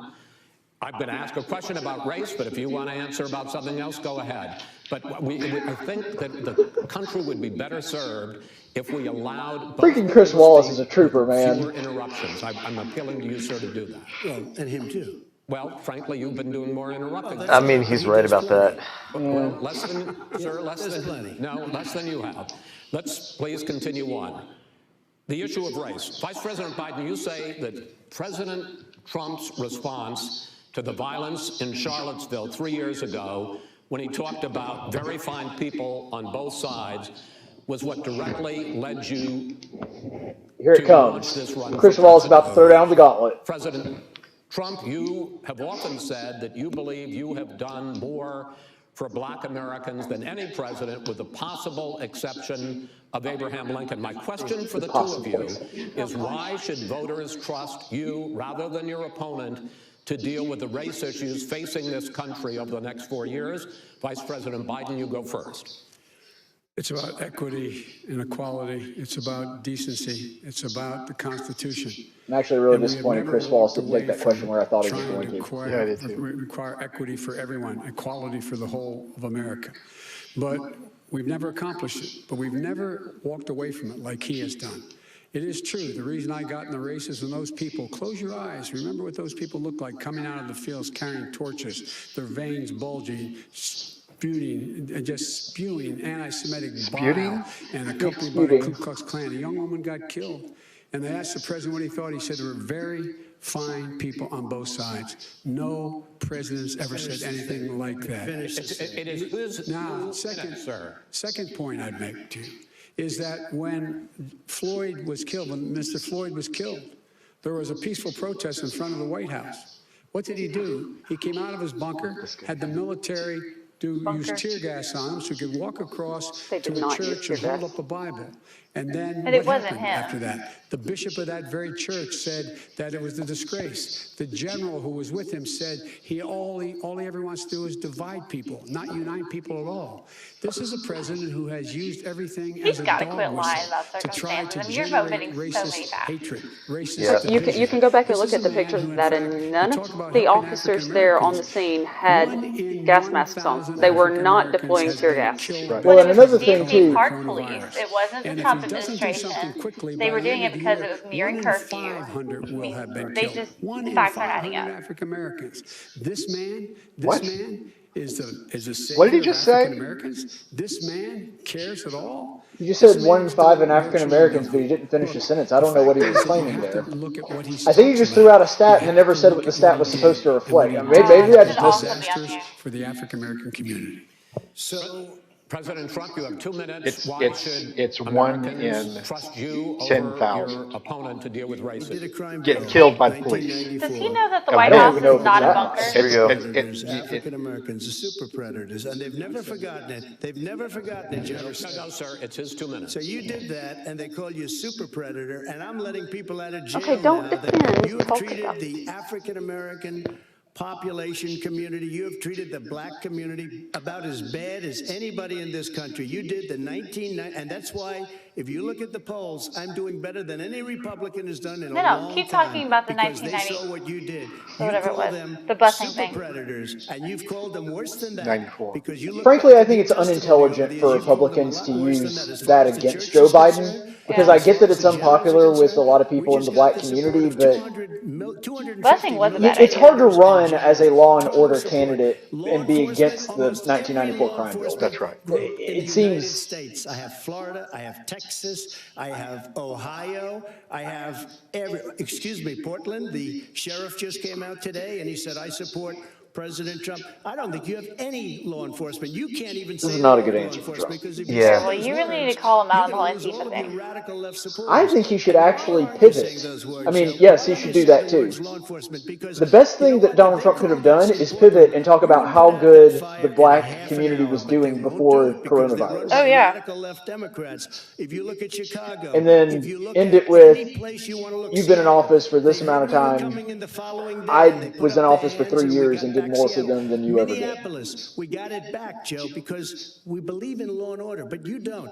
The top 10 cities and just about the top 40 cities are run by Democrats and in many cases radical left. And they've got you wrapped around their finger, Joe, to a point where you don't want to say anything about law and order. And I'll tell you what, the people of this country want and demand law and order, and you're afraid to even say it. All right. I want to return to the question of Okay, race. law and order. Vice President Biden, after the Hold grand your jury jaw. in the Breonna Taylor case decided not to charge any of the police with homicide, you said it raises the question, quote, whether justice could be equally applied in America. Do you believe that there is a separate but unequal system of justice for blacks in this country? Yes, there's systemic injustice in this country, in education, in work. And Powerful statement by in Vice law President. enforcement and the way in which it's enforced. You talk about a case The that was vast just so majority of police manipulated. officers are good, decent, honorable Here's men. the This should thing. never have made the They news. risk their lives Breonna every day to Taylor take is care the of us. perfect But case there are some example of a bad case that apples, should and have when they united occur, when they find Americans them, they have to be and didn't. sorted out. I mean, George They Floyd's have to the be same held way. accountable. They Because have there to be were held accountable. problems And what that I'm going arose to do from as that President we of the should United say, States okay, is there's some things like no-knock together warrants that we an can at least entire look at, group of you But people a know, no-knock change them. warrant was not Well, employed in the everything from Breonna the Taylor civil case. I know that, There's, but there's a very good And we're going to work this out. We're going to four-pane work this out. discussion So we change the with way in Viva which we have more Fry and Robert transparency. Barnes And when these things on happen, these Breonna cops Taylor aren't that happy hit to see YouTube, what I think happened yesterday. to George It Floyd. goes These into cops aren't happy to the see what cops happened in to local Breonna Taylor. in the Most event don't like it. are But not we have guilty. to have a system But that where doesn't people are held mean that the accountable. Louisville And by the didn't way, set them up and violence the in D, response and is the never DA didn't appropriate. set them up. Yeah. Never appropriate. Because Peaceful protest is. Violence is there's never so many appropriate. problems What is with peaceful the way, protest? When they you know, run did they through have the enough middle of evidence town that they and had burn down your a no-knock stores and warrant kill people all over the justified? place? That is Was, peaceful did they go protest. in, did they have the manpower on scene for a real no-knock warrant execution? You know, there's a lot of things that, you know, so at the moment when triggers are pulled, not guilty. But that doesn't mean that the system worked properly. right. But none of it's racist. None of And it's about also, race. none of that is being discussed. And Yeah. that's Right. the Amen. problem that I Well, have. right, because all of a sudden we started freaking out about whether no-knock warrants are right, and one of the guys, a black lawyer that did defense in New York City, says if it had been a no-knock warrant, nobody would have died. Insane that Oh, it this is was good. a radical revolution that was taking place Yeah, in our he military. absolutely put an in end our to critical race schools, theory. all over the And place. that And should you have know what? happened And because it's so does correct. everybody It is else. racist. He would know. What is Oh, it's radical totally about racist. racial sensitivity training? If you were a certain person, you had no status in life. It was sort of a reversal. And if you look at the people, we would pay people hundreds of thousands of dollars to teach very bad ideas and frankly very sick ideas. And really, they were teaching people to hate our country. And I'm not going to do that. I'm not going to allow that to happen. Would be Well better said, if he Mr. could, President. would be better if he could articulate exactly what's wrong with those ideas. I agree that would. there's a lot of things. Frankly, child abuse. Well, it He said is. very well It in his is. speech about it. And they were It is. teaching people It is, to but hate our country. being specific just with one or two To say, examples to would say help. that, for him to Doing have, that. He's just, you have to come out and say, these things teach that whites are irredeemable. Did Biden just call him a racist? I thought Yes, he said did. that. He Wait, flat that's out on here? said, sensitivity. that's not on here, but Aware of what other people feel like, what insults them, what is demeaning to them. It's important that people know. There is people, it is important people to understand feelings, but it's also important to understand that people change. It makes a It's gigantic important to difference understand in that the way a sometimes facts child don't corroborate is the able to grow up feelings and and that have you a can't make sense policy of off of feelings. Yeah, bingo. That's Biden's right. living in this fantasy world. Very That's right. distinct. Yeah. And his friends look down on so many people. They look down their nose on people like Irish Catholics like me and grew up in Scranton. They look down You're on not people who Catholic. don't have isn't money. your They side look the down one on trying to people keep a Catholic who are woman of a out of the different Supreme faith. Court They look because down she's on people Catholic? who are Bingo. of different color. In fact, Brian, is he we're all Catholic? Americans. The He only is way we Catholic. bring But is this he, like, country really together Catholic? is I As a have, I resident do not, Catholic. I know better than to judge his soul. I do know that there are a lot of people that are not real happy he goes to communion. President Trump, sir. And it's because of abortion. Biden administration, there was tremendous division. There was hatred. He's right about you that. look at Ferguson, you look at, you go to many places. Look at Oakland. Look what happened in Oakland. Look what happened in. Okay, see, this is a good point because one of the messages of the Biden campaign so far has been, vote for me, we'll return to normalcy, all of these riots will be a thing of the past. What Trump is doing is subtly calling back to, this kind of crap was going on while Joe Biden was in office. Vote for me and I'll burn your house down. Don't you mean or? Did you just quote the Emperor's New Groove? Love it. Where people get treated fairly. And the fact of the matter is, violent crime went down Pretty important conjunction. 15% in our administration. It's gone up on his watch. Went down much more than ours. All right, we're down. Mr. President, you're going to Mr. President. Props to President Trump for not just calling him a liar, saying in our administration it went down further. Democratic run. A lot of self-control there. Exactly my question. There has been a dramatic increase in homicides in America this summer particularly, and you often blame that on Democratic mayors and Democratic governors, but in fact there have been equivalent spikes in Republican-led cities like Tulsa and Fort Worth. So the question is this really a party Fort Worth issue? Republican-led? I think it's a party issue. You can bring in That a couple of surprises me. examples, but I if thought you it look Fort Worth at is- Chicago, what's going on in Chicago? If it is, and I'm not saying it's not, but 53 people were shot it's and 8 died. chicken feed. I mean, when you're comparing the size of Minneapolis to Fort Worth and Tulsa, come on. 150, 200%. Well, another thing, let's not pretend like Fort Worth and Tulsa have, a 6-block section of their city is an autonomous zone. Right. I mean, look, I disagree with a lot of what Mayor Reed does, but you got to give him credit along with Chief Finley and Sheriff Cunningham for essentially keeping the peace in Montgomery. That's true, but we've had some of the most peaceful Yeah. protests. But Well, now all most of that that was said, because I went to one of them. that's right. But all that said, They're intimidating. all that said, when you have but it was because Mayor Reed didn't buy into they were going to get rid of police, and Chief Finley had already been working on community policing before any of this happened. Deal with COVID, they're dying in the suburbs. His failure to deal with the environment, they're being flooded, they're being burned out because his refusal to do anything. That's why the suburbs are in trouble. I do want to talk about this issue of law and order, Except though. he And in brought the joint the National recommendation Guard that in. came from the Biden They're burning Bernie 'cause you're Sanders telling him to task burn. force, you talked about, quote, reimagining policing. First of all, what does reimagining policing mean, and do you support? It means, let me, if I might finish the question, what does reimagining policing mean, and do you support the Black Lives Matter call for, Oh, it's coming. for community control of policing. Look, what I support is the police having the opportunity to deal with the problems they face.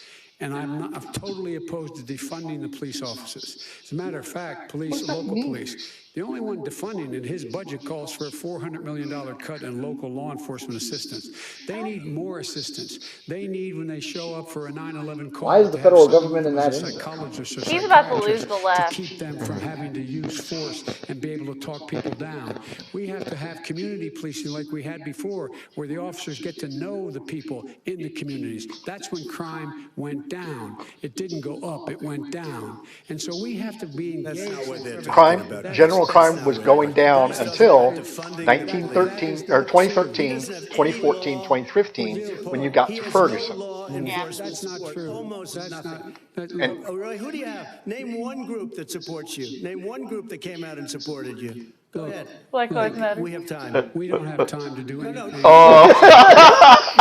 Not a great response by Joe Biden. Gentlemen, I think I'm going to take back the moderator's role, and I want to get to another subject, which is the issue never of addressed the Black protests Lives in many Matter. cities. No, I'm very surprised that he never said Black Lives Matter. Oregon, especially, we had more than I really thought he was going straight to. days of protests, which I think you would agree. You talk about peaceful protests. Many of those turned into riots. Mr. Vice President, you say that people who commit crimes should be held accountable. The question I have, though, is, as the Democratic nominee, and earlier tonight you said that you are the Democratic Party right now, have you ever called the Democratic mayor of Portland or the Democratic governor of Oregon and said, hey, you got to stop this? Really Bring in good the question. National Guard, Fantastic do whatever question. it takes, but you stop the days and months of violence in Portland. I don't hold public office now. I am a former vice But president. you are the Democratic Party. You hold sway. That the violence should be prosecuted. It should be prosecuted, and anyone who commits it. But you've never called for the people, the leader. Excuse me, sir.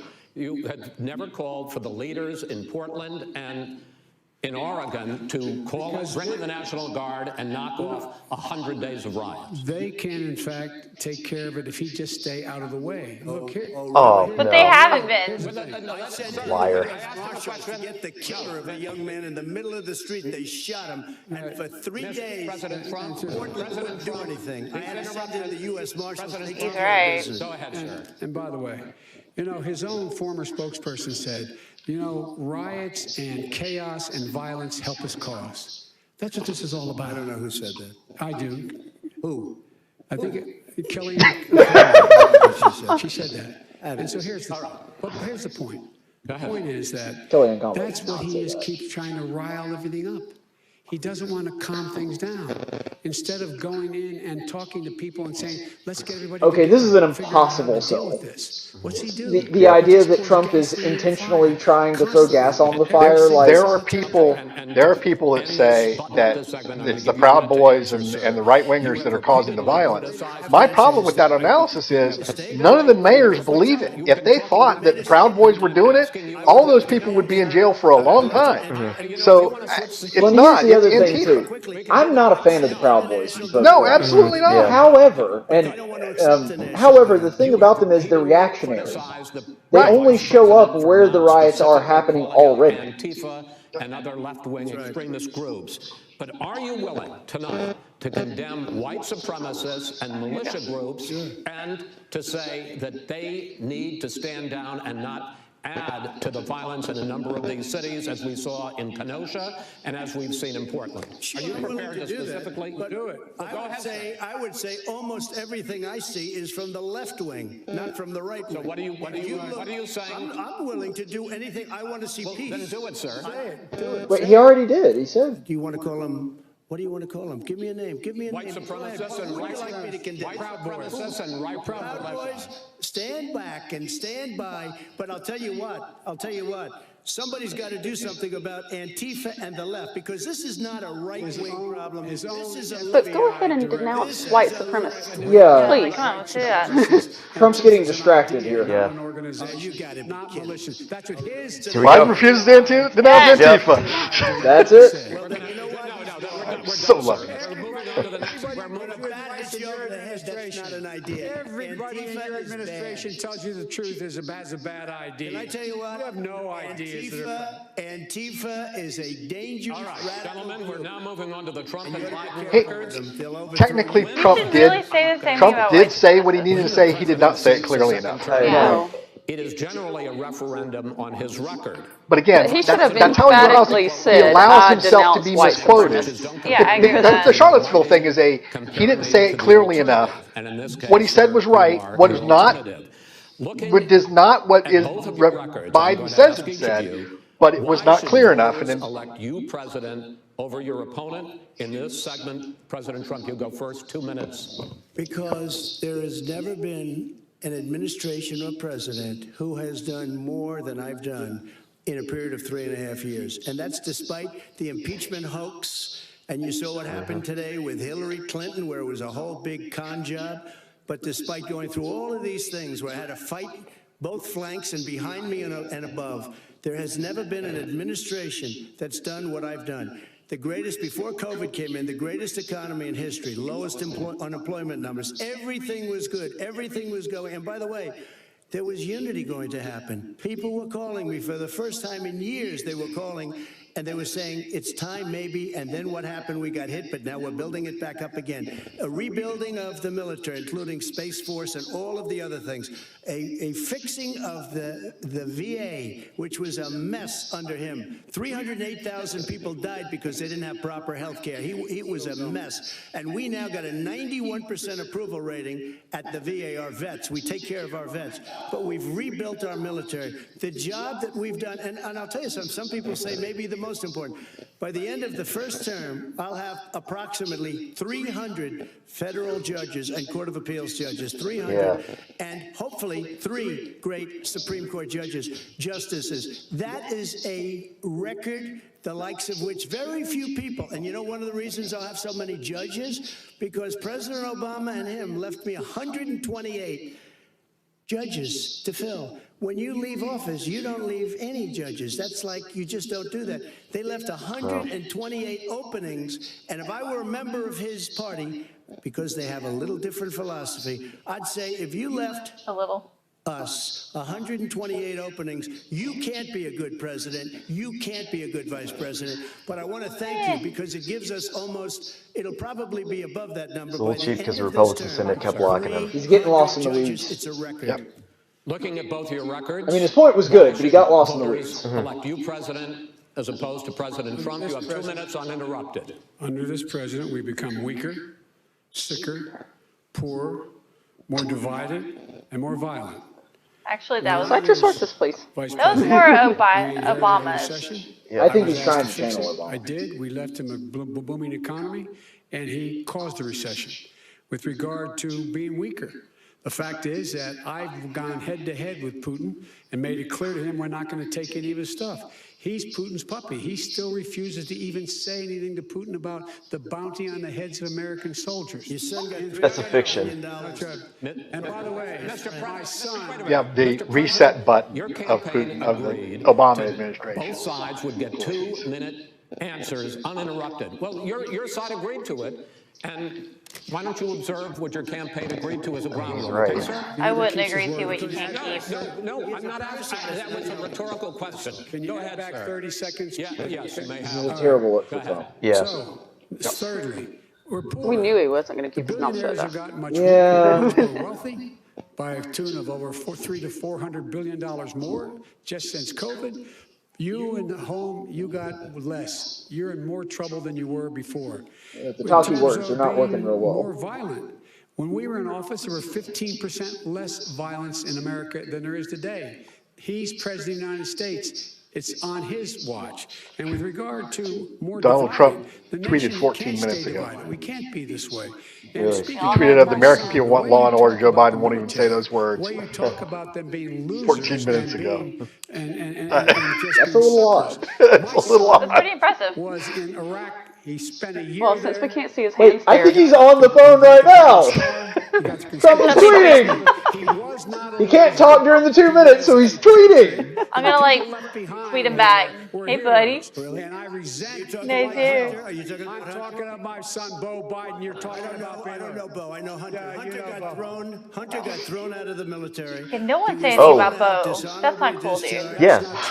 Cocaine use. And he didn't have a job until you became vice president. And once you became vice president, he made a fortune in Ukraine, in China, in Moscow, and various other places. He made a fortune. My son. And he didn't have a job. My son, like a lot of people you know at home, had a drug problem. He's overtaken it. He's fixed it. He's worked on it, and I'm proud of him. But why was he proud of giving my tens son. of millions of But he wasn't giving tens of millions of dollars. That is totally. Matt, here comes him working to those heartstrings that he's able to pull on things where it makes him look better. About more substantial subjects. Well, you know, as the moderator, sir, I'm going to make a judgment call here. $3.5 million from the mayor of Moscow. Let's talk about it. That report is totally discredited. Mitt Romney on that committee said it wasn't worth taxpayers' money, that report. It was written for political reasons. You know, I'd like to talk about climate change. So would I. Okay. No, you wouldn't. The forest fires in the West are No, he raging probably now. would. They have burned millions of acres. They have displaced hundreds of Molotov thousands cocktails of will people. do that. When state officials there blame the fires on climate change, Sadly, Mr. yes. President, you said, I don't think the science knows. Over your 4 years, you have pulled the U.S. out of the Paris Climate Accord. You have rolled back a number of Obama environmental records.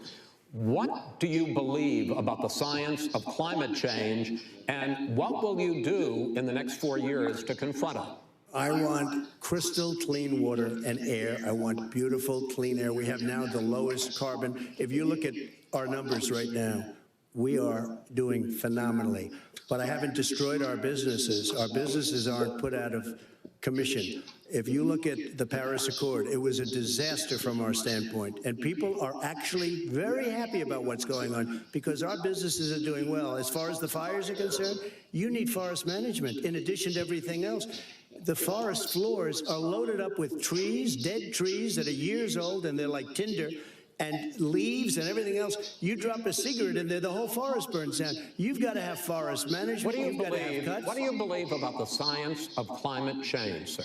It's I stupid. believe that Just we go ahead and have say to it's do stupid, 'cause it everything we is. can to have immaculate air, immaculate water, and do whatever else we can that's good. You know, we're planting 1 billion trees, the Billion Tree Project, and it's The very Billion exciting. Tree Project. That human Genius name. pollution, greenhouse gas emissions contributes to the global warming of the I think planet? a lot of things do, but I think to an extent, yes. I think to an extent, yes. But I also I think thought global we warming have was to like do from a better decade ago now. I management thought it of was the forest. entirely Every changed year, to climate I get change. the call. Not that. California's burning. California's burning. If I that wish was somebody cleaned, would, for if that once, were- be brave enough if to you go had and forest say management, climate good change forest is a management, hoax. you wouldn't Someone be should do getting that. those calls. You know, in Europe, they live their forest cities. They're called forest cities. Yes, the climate They changes each maintain their season. forests. They manage their forests. There's the science behind it. I was Yeah. with the head of Because a it's normal. major Okay. I don't have a problem with the way Forest Trump city. answered though. He said, Like, "Sir, we have especially for your moderate voter, just saying, hey, it might be a contributing factor, and then just going off into something else Yeah. is probably fine. Yeah. I'm getting along very well with the governor. But I said, you know, at some point, you can't every year have hundreds of thousands of acres of land just burned to the ground. That's burning down because of a lack of But, management. sir, if you believe in the science of climate change, why have you rolled back the Obama Clean Power Plan, which limited carbon emissions in power plants? Why have you relaxed? Because it was driving energy prices through the sky. Why have you relaxed fuel economy standards that are going to create more pollution? Because from they cars? can't, because it damages Because what's jobs. happening is the car is much less expensive and Because it's there a has much to be a safer healthy car, balance and you're between talking about a tiny difference. You can't and then what the we're economy doing, and the because of environment. cost of the Yeah, I mean, you car, cannot will have at sacrifice least the double economy and triple for the number of environment. cars purchased. The We have environment was old created slowbacks out there for that are 10, humans. 12 years old. If you did that, the Not the car other would way be around. safer, it would be much much cheaper by But in the case of $3,500. California, they've simply No, but it would take a lot of cars off the market because people would be able to afford a car. See, now he's getting to the heart of his argument. So, and by the It way, took we're him gonna see a how while that to get turns there. out. But a lot of people agree with me, many people. But the point is, you wouldn't be able to have the cars that you wanted if I did that. That's what he should have started with. Well, and at its heart, the climate science argument is an anti-human argument. We are going to make things worse for people to chase this hobgoblin. And oh, by the way, we're going to not even do the best things. If carbon emissions are the number one problem, nuclear power is the solution. But the environmentalists won't let us do that either. You have to eat the baby. Right. Eat the babies right now. Right. And oh, by the way, the California politicians, Jerry Brown and Gavin Newsom, how did they make their money? They make their money out of If in fact, gas. during our administration, the Recovery Act, I was in charge, able to bring down the cost of renewable energy to cheaper than He didn't do that.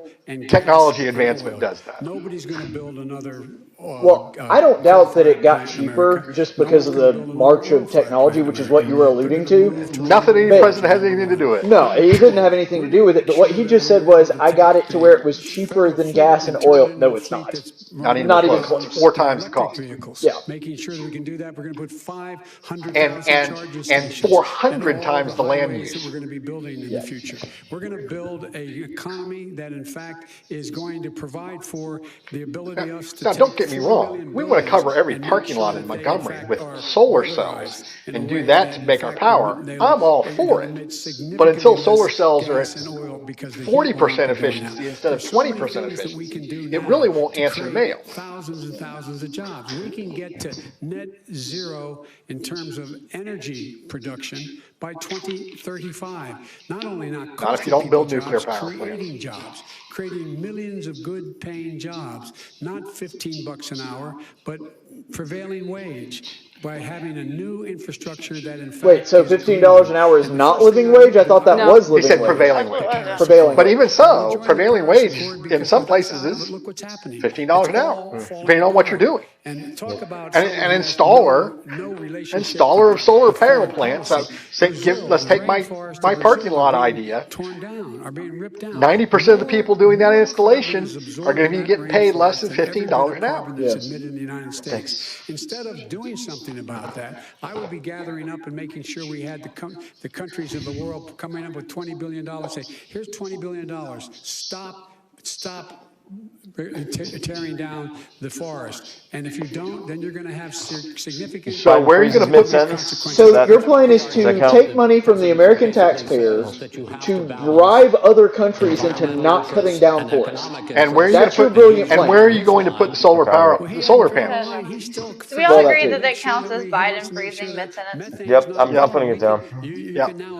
Yeah, actually, he's probably done that 2 or 3 times by this point. Says that you don't have to have mileage standards for automobiles that exist now. Mileage standards? I think he meant mileage. That's going to be Miley Cyrus. I'd really like to sniff. The Miley standard. Nipple hair. Top that. It must be topless. That's the Miley standard for cars. And rebuild the building. It's the dumbest, most ridiculous, where airplanes are out of business, where 2-car systems are out, where they want to take out the cows too. You know, that's not true either, right? This is a 100. No, but they do. They fed it the Green New Deal. No, he's correct. If they were serious about lowering carbon emissions, throwing money at fixing a carbon emissions problem, they would build nuclear power plants in California, and we would sink money into a usable, efficient public transportation system in the Los Angeles metro area. That would solve a huge number. It would be the biggest bang for the buck. They're not interested in that. They're interested in high-speed rail from Modesto to Bakersfield. He doesn't know how to do that. $100 billion. The fact is, it's going to create millions of good paying jobs. And these Not tax nearly as many as they incentives think. for people to weatherize, which he wants to get rid of. It's going to make the economy much safer. Look how much we're paying now to deal with the hurricanes, by the way, he has an answer for hurricanes. He said maybe we should drop a nuclear weapon on them. Oh, that's a lie. You know it. Never said that. Another anonymous source. That's Yeah, hilarious. another anonymous source told Washington Post. Anonymous source was Biden. Good jobs by making But I kind of wish he had. You know how you solve the hurricane problem? are in better shape. We spend You stop building 15-story hotels on the beach. Well, that's another thing too. They're trying to measure when they say that we're getting more severe hurricanes. What they mean is the property damage is significantly larger, which Because we're we building- have more people on the Because beach. we're building 15-story condos on Yeah, the beach. it's not that the winds got more intense. It's that we have more stuff there now. But the rest On this last one that came through, there's a lot of damage in the Foley area and stuff, but fairly far inland. Paris Accord. All right, gentlemen, Wait a minute, Chris. So why didn't he do it for 47 years? You were vice president. Why didn't you get the world? China sends up real dirt into the air. Russia does. India does. They all do. China is the world's largest polluter by a lot, actually. But you can't leapfrog over that step. That's the thing. That all the green idealists think that you can leapfrog across, going from wood to coal to natural gas to green. You can't do it. You've got to work through it. He called the military stupid bastards. There we go. Wait, you can say it was a joke, but he just said I did not say that. We have tape of Biden saying it. Yep. Yeah. Mr. Vice President answered his final question. The final question is, I can't remember which of all is ranting. I'm having a little trouble myself, but and about the economy and about this question of what it's going to cost. The economy. I mean, the Green New Deal and the idea of what your environmental change will do. The Green New Deal will pay for itself as we move forward. We're not going to build plants that, in No, it fact, won't. are The Green New Deal is projected to cost anywhere between $50 trillion and $90 trillion. That's literally all the money on planet Earth. There's no way for it to pay for itself. support the Biden plan that I put forward. The Green New Deal is vibranium. Plan, which is different And than it's what he unobtainium. calls the radical I mean, it's Final segment. this pie in the sky dream that can't happen. Tonight, millions of Americans are receiving mail-in ballots. Or And if you've actually read it, which is only like 5 pages long, about, I would say anywhere from 60 to 70% of it has nothing to do with the environment. It's a bunch of like racial justice stuff. We got a good question here about the legitimacy of the election. It's going to be interesting. Also, counting some ballots, mail-in ballots after Election Day. What are you prepared to do to reassure the American Every ballot people should that be the next in the box president by election will day. be There the should be legitimate not any ballot winner accepted of this election after election in day. this final Well, the segment? thing is, you Mr. have to Vice have a President, you cutoff go date. first. Right. Election day should be the cutoff date. But decide how they're acting as though that there doesn't need to be a cutoff date, that we can just continue in perpetuity. Unfortunately, which is some courts ridiculous. are agreeing with it. But there is a cutoff date. It's the 17th of December when the state electors meet in their individual states. Right. It will be solved by that day. The fact It is has to that be. there are going to be millions of people because of COVID that are going to be voting by mail-in ballots, like he does, by the way. He sits behind the Resolute desk and sends his ballot to Florida, number one. Number two, If I were Trump, I would go to Florida and vote who this year. want to vote in person are Yeah. able to vote because there are enough poll watchers. That would be are there really to good optics. make sure they I'm can not social Trump, distance. and I don't think The he'll polls do are it, open but on I time, would.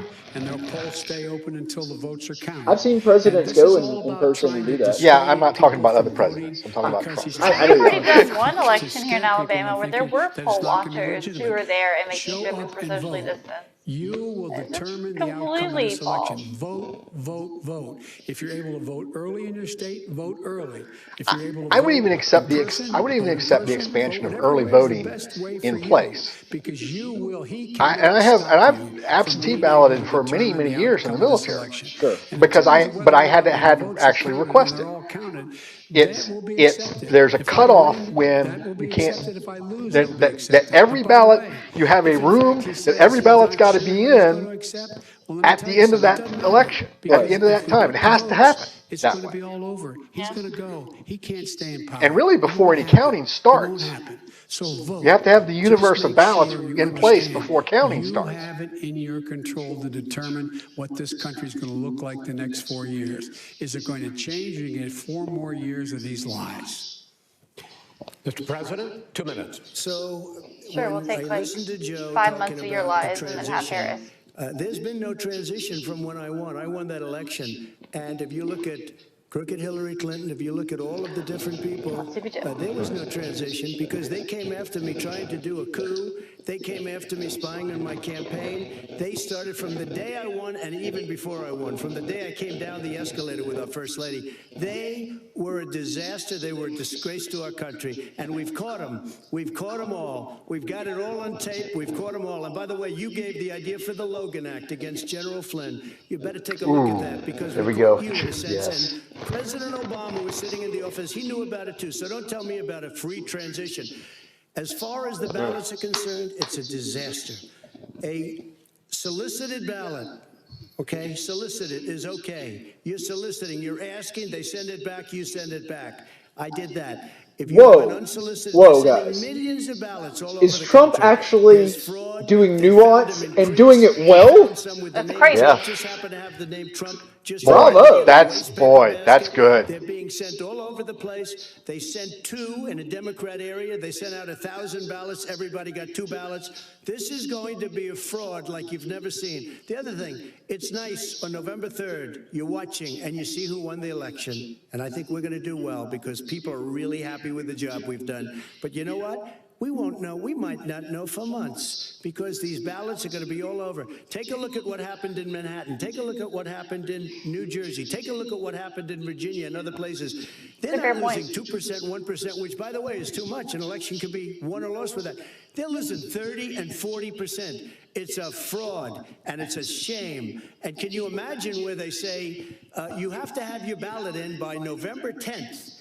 November 10th. That means that's 7 days after the election, in theory, should have been announced. Okay. We have major states with that. Sir, all run by 2 Democrats. minutes is 2 minutes. All run by Democrats. It's President Trump, it's a rigged election. you're going to be able to continue. That's about a 9.5. I mean, that may Yeah, have that been was Trump's good. best He answer really, tonight. he really did nail that one. That it's going to lead to fraud. But in 2018, in the last midterm election, He got a little inspecific when he just started naming off states where it's happened and didn't give any specifics. That would have helped. But the states he named were stuff that was in the news in the last 3 days. Yes, it was. This is stuff that's fresh. I'm trying to, and I've done this with all my commentary tonight, I'm trying to do it from the perspective of somebody that's actually undecided. Which most of them are not going to look that up. I hate to say it. No, but being specific is going to help him with those people. Sure. In terms of I the agree. election itself. But for the ballots, I think so.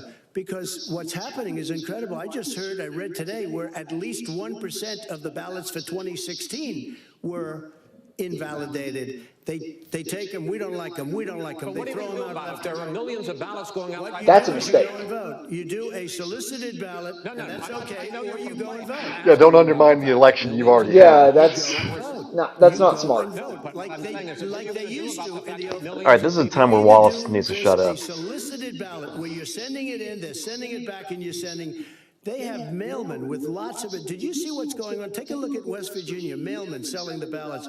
They're being sold. They're being dumped in rivers. This is a horrible thing for our country. This is not going to end well. This is not. There is evidence about it. I'm hearing about it. Okay, Let's see how Biden goes on this. For the last decade or more, 5, including 2 Republican states. And you don't have to solicit the ballot. It's sent to you. It's sent to your home. What they're saying is that it has to be a postmark by election day. If it doesn't get in till the 7th, 8th, 9th, it still should be counted. He's just afraid of counting the votes because You're wrong. No, I want to continue with you on this. Vice President Biden. Chris, he's so wrong when he makes a statement. Excuse me.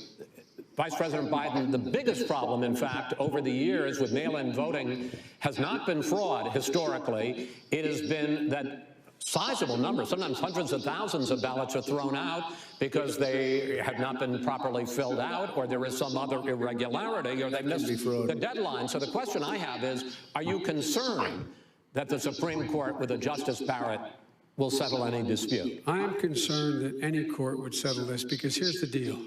When you file, What a horrible when question. you get a ballot and you fill it out, you're supposed to have an affidavit. If you didn't know, The question about the validity of ballots in Florida in 2000 was a 7-2 decision. It was a no-brainer. What Florida was doing was violating the civil rights of the people that were voting. because someone made a mistake and not dotting the correct I. Who they voted for, testify, say who they voted for, say it's you. That is totally legitimate. All right. Excuse me, when you have 80 million ballots, Senate and swamping the system, you know it can't be done, you know it can't, and already it's been So now, mail service delivers The mail is not the issue. The mail is not the problem issue. is the Yeah. infrastructure in the individual states. I talked to John Merrill about this. I did an interview with him. He said it would take us at minimum 5 years to be able to do widespread unsolicited ballots the way that they're talking about. There's no way to have it done before election day. increase in mail-in It's not that the mailmen couldn't deliver it, it's that they couldn't process them once they got to where they were going. Well, with unsolicited ballots, you're also facing the opportunity for fraud, for fraudulent ballots to be designed by other people and sent out that deceive people into believing that they have voted when they haven't. Somebody moves into a new house, they get the ballot from the old people and the new people. Well, I mean, all of that's true, but you don't even have to get to fraud. You can just go straight to we don't have the infrastructure to do it before you even get to the possibility of fraud. No, that's right, because a mail-in ballot takes 3 times the handling that an in-person ballot Very takes. carefully, because that's what has to happen. I am urging them to do it. As you know, today there was a big problem. In Philadelphia, they went in to watch. They're called poll watchers, a very safe, very nice thing. They were thrown out. They weren't allowed to watch. You know why? Because bad things happen in Philadelphia, bad things. And I am urging my people. I hope it's going to be a fair election. If it's a fair election, I am 100% on board. But if I see tens of thousands of ballots being manipulated, I can't go along with that. And I'll tell you what, from a common sense, I'll tell you what it means.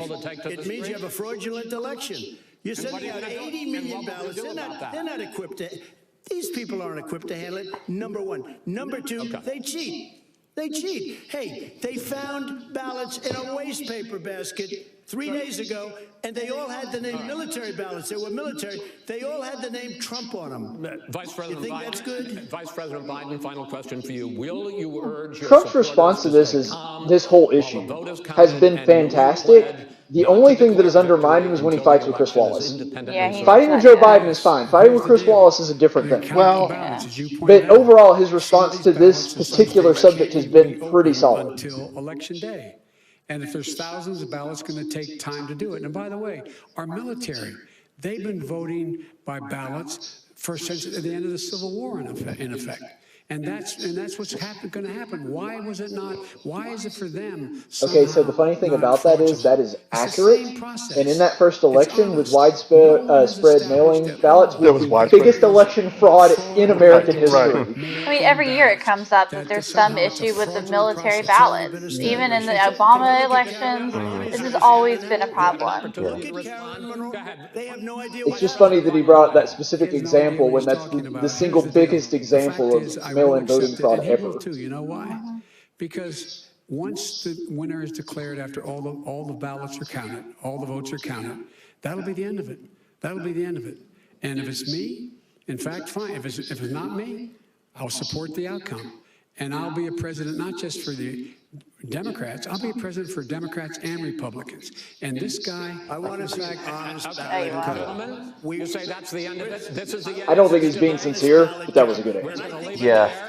Objectively, give some unity and also show some humility, saying, if it's me, It is better that he plays to the moderate. I want to thank you both. Which normally he's not, so. In the first of 3 debates that you have agreed to engage in, we want to thank Case Western Reserve University and the Cleveland Clinic for hosting this event. The next debate, sponsored by the Commission on Presidential Debates, will be 1 week from tomorrow, October 7th, at the University of Utah. In Salt Lake City, the two vice presidential nominees, Vice President Mike Pence and Senator Kamala Harris, will debate at 9 p.m. Eastern that night. We hope you watch. Until then, thank you and good night. Well, it is hard. Okay, you know the second that Chris Wallace's mic went off, he just went, at the end. And people have to make their own judgments about how the candidates handle themselves. Okay, yeah, we can go ahead and kill the sound, Byron. All right, so You think they're gonna try to like shake hands? What do you think, guys? No, they didn't shake hands at the beginning. I don't think they're going to do it now. No, there was a COVID restriction on that that was discussed. That's right. Okay. Beforehand. That was agreed. Will there be an also elbow very touch? They walk across, do an elbow. No. It's a very convenient excuse. I'm sure they don't want to shake hands at all. Yeah.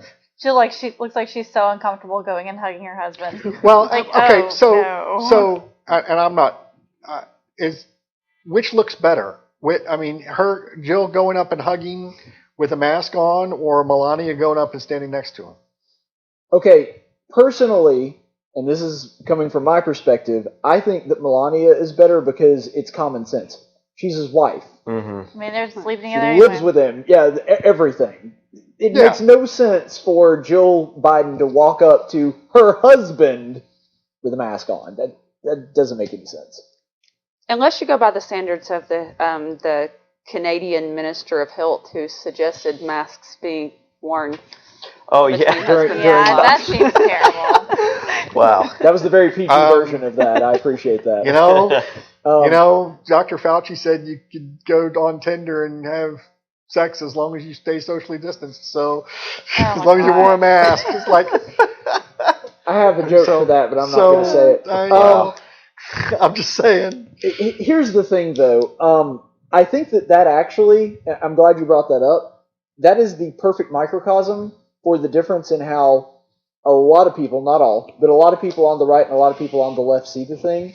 To the people on the right, some of them just completely reject anything that suggests that the mask might be effective, and some are kind of like, well, maybe in some situations. People on the left, it's basically a religious totem to them. Oh, yeah. It's like a Catholic wearing a cross. Yeah. It's their prayer shawl. Here's the funny thing. Same thing. None of that was what I was asking. My question really, the mask was Melania didn't go up and hug him. That's what I was getting at. I missed That's that. actually what I was getting at. And Melania didn't go up and hug him, but Jill did. She's just kind of classy, Like she just is that prim and proper lady, classy. I think the hug is better if you're asking like the standing versus hugging. Yeah. I think the hug's probably better, honestly. Well, the reason I asked the question is because there's always all the tabloids always talk about how Melania hates being in the White House. Or the other direction is that she's just a figurehead, that she's just an accessory that Trump has on his arm, the latest version of the pretty wife that he has, and she is incredibly gorgeous. And with Trump, that narrative works. And that narrative works. And I just was wondering if that I don't know. I don't know. It's not that important. But I think that's an interesting point. I would to go on to the bigger picture. I would say, he was on before. I would say that Trump won this in a split decision. Okay, and it's because I think Trump got specific enough on certain issues that he was able to land real punches on Biden, whereas Biden really did not get outside of his frame of Biden was never put in a position where he had to do something he had not been able to do before. He never condemned Antifa. Even when directly pressed on it, he didn't do that. Right. But it certainly didn't. There was no knockout punch tonight. There was no point where Trump really landed something and then got out of his own way and let the punch land. So if we're putting it in terms of a fight, because I agree with you, I think that if we're putting it in terms of a fight, there was at no point a counterpunch thrown really, or at least not one that wasn't that wasn't also answered with another counterpunch. So Right. there was no time where Trump like bided his time and just sort of held back and waited for Joe to smack himself in the face, which is frankly kind of what I was expecting a lot more of. Yeah. So I agree with that assessment to a great degree. Matt, what was your take on the whole thing? Yeah, playing off that point, I think I don't know. I think it's somewhere close to a draw in terms of who won. I think I just have a theory here that Trump always trolls. It's essential to who he is and how he does things, and at times it works for him, but it can be a two-edged sword. I have a theory that tonight he was trying to troll even harder than he usually does in attempts to get Joe discombobulated and fired up and mad and disorganized. And that, I don't think that really happened. At least, I mean, Biden didn't really do a great job either, but he didn't, spin out and say crazy things and forget where he was and stuff. I think that's what Trump was trying to produce, and he didn't quite get that. Mm-hmm. But I don't know how the average undecided voter is going to see this. The thing that got me was how much Biden lied. I mean, look, the thing that stood out about both candidates to me, Trump was the biggest jerk on the stage tonight. Biden was by far the biggest liar. And I just don't know how well educated the average, non-political junkie is on this. But I mean, if they're able to fact check him, that should hurt his credibility. That's the thing. Like, so much of what Joe Biden said will not hold up to even the slightest amount of scrutiny. And so if he has people watch this debate and basically take everything at face value and they don't think about it again until, maybe watch the second debate or something, then that's something that really makes Joe Biden look a lot better than he actually was. Yeah. But if you have somebody even do like maybe 10 to 15 minutes worth of research, a lot of what he said is going to turn out to make him look bad in the retrospect. Maybe not right here, right now, but in the retrospect. But the media outlets that those people are going to be watching are not going to be the ones that are going to be scrutinizing any of those points in that. That's so what I'm many saying, people like, are going to miss that. They are. They're going to fact check Trump, but they're not going to fact check Biden. But Trump didn't really throw down many of the things that you could legitimately say that Trump lies about over his presidency. He didn't throw those out today. He wasn't. He really refrained from so many of the things that can be considered a lie. And Biden didn't back off of them. Biden, I mean, the U.S. Treasury Department says that Hunter Biden took money from the Russians. It's not. That's a pretty credible source, and Biden just outright denied it. Yeah, that was one mistake that I think Biden made several times, and I pointed it out each time that I caught it, or at least tried to. That it's one thing for Biden to say something to the effect of, that was a legitimate business transaction, or, there was no corruption there, that had nothing to do with me, he did that on his own. He never said that. It was always, that's completely untrue, it's been discredited by sources, never named the sources, never said who discredited it, just threw it out there, let it hang on its own, and then never gave any specifics. And I think that was a mistake. Right, detaching himself from it would have been the smart thing to do. That's what I would have done. No different than admitting that his son was once a drug addict and has now changed his life around it, and of course that had nothing to do with him. Then detaching from it and letting somebody else own it would have looked a lot better. Yeah. Did he get Beau Biden mixed up with Hunter Biden on the stage? Trump? Or was he Joe? It Joe sounded wanted, like he was trying to talk about Joe. Hunter. I think Joe wanted to throw the Beau Biden thing out there, no matter what Trump said. See, that's what I'm wondering. And if he was trying to get pity points, or he was absolutely trying to get his children mixed up?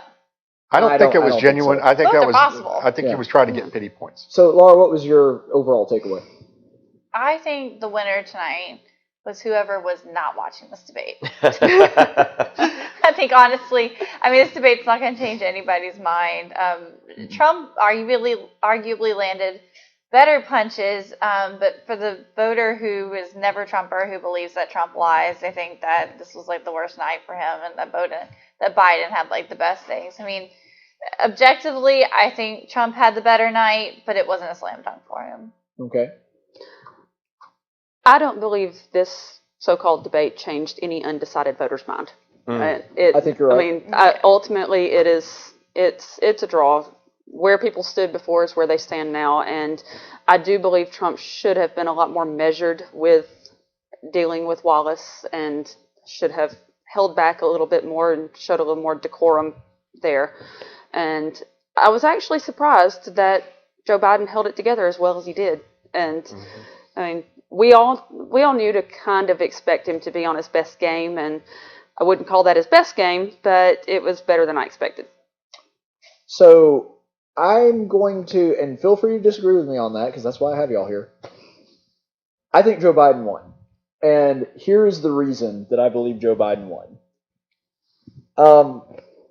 I think this will be an analogy that hits home for most of our viewers, since most of you guys are in the state of Alabama. When Alabama goes up against a cupcake team,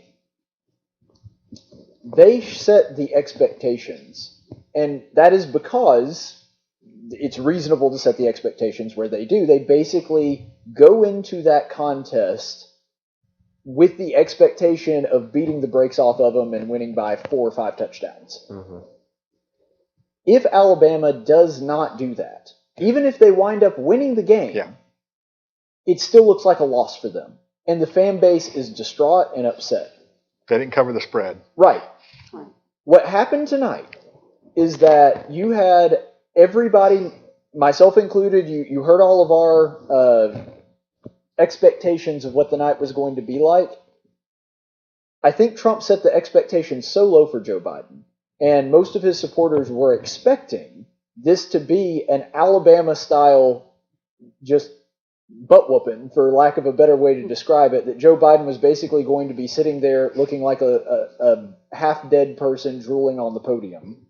And to his credit, Joe Biden did about as well as he's done in this entire campaign. Not as good as 90s Biden, but still respectable performance. And because of that, because the expectations were set there and it was nothing like that, because it wound up being more or less a draw, because the expectations were expected it to be nowhere close to a draw, I think Biden actually winds up winning this, in the sense that Joe Biden's campaign could have theoretically ended here tonight if that had been what actually happened. And because he wound up looking like a contender and that he can hold his own with Trump, even though I think that on a technical level as a debater, Trump won, that doesn't mean that it won with the American people. I think that Joe Biden walked away from something that could have been a bloodbath and basically walked away unscathed. And so that's a win for him. What Biden certainly did was, take your football analogy a little bit more. Okay. Biden is in week 15 of the NFL season. He's already secured a place in the playoffs. He just needs to not get his quarterback hurt. Yeah. And he did that tonight. He did not get himself. He didn't blow a big hole in the hole of the campaign. And he is leading, if we believe the polls. I don't necessarily believe the polls. I do. I don't necessarily believe the polls. I think the problem with the polls is the polls all assume that we're still playing by the Clinton, Carville, Begala map of 1992. And the Trump map is not that map. And so if Trump wins over half the Hispanics in Florida, he wins Florida. And if he wins, and they're saying that he's got sitting on a tie in Minnesota. If Trump wins Minnesota, he wins. So he's playing a different game than everybody else is doing, and I wonder if the polls are really catching that. See, that was kind of my contention. It's not that the polls are wrong; it's that they may be measuring the wrong. No, I think that's right. But what I'm saying though is, Biden, again, we're still in a toss-up. Right. That a midterm election is a referendum on the incumbent. Okay, the incumbent needs to be able to put away the challenger, and Trump didn't do that tonight. Now I think he did slightly win the debate on points, but I don't think he put away Biden tonight. Yeah, I think that's fair. So before we get into some of our final thoughts, I did want to just thank Chappie's Deli for catering this whole thing and appreciate them providing the sandwiches, the sweet tea. Everything was delicious. That's just kind of the way it is at Chappie's. They make a lot of different things, and obviously, just like everybody else, I got certain things that I like better than anything, but I don't think I've ever had anything bad from Chappie's. And, incredibly family friendly. They're a good company. That's what I like about them. Good Christian folks, and service with a smile. And one thing that really surprises me is how much people don't realize they have an incredible variety on their menu. And normally when you have a place that has that kind of variety, most of it's just not that good. They're just kind of a place that does everything, but it's all kind of mediocre. Chappie's has fantastic. I've had their burgers. I've had their sandwiches. Their casseroles are really good. It's just overall, their menu is kind of loaded down. It's sort of an all-star team of food, as it were. So be sure to check them out. They're on Perry Hill, Pepper Tree, Baptist South, Prattville, and Auburn. Be happy to have you anytime, and remember that kids also eat free. So when it comes to everything that we've looked at, the culmination, we've talked about the impact that it has on the election, whether or not it's going to change any minds. And I think there's a consensus in that basically this isn't going to change anybody's mind. Looking forward, do you think that there was anything presented here tonight that could cause problems for the candidates later? Only if there's fact checks on what Biden said, and there won't be. Well, there will be, but not from sites that people that are undecided are going to. Yeah, Daily Wire will beat the tar out of them with fact checking them, and that's great. Probably won't do any good. Yeah. Not from an election standpoint. Well, only people who already agree with Daily Wire are going to look at that. Right. So, And then Facebook's fact checkers are going to fact check those, and then they're going to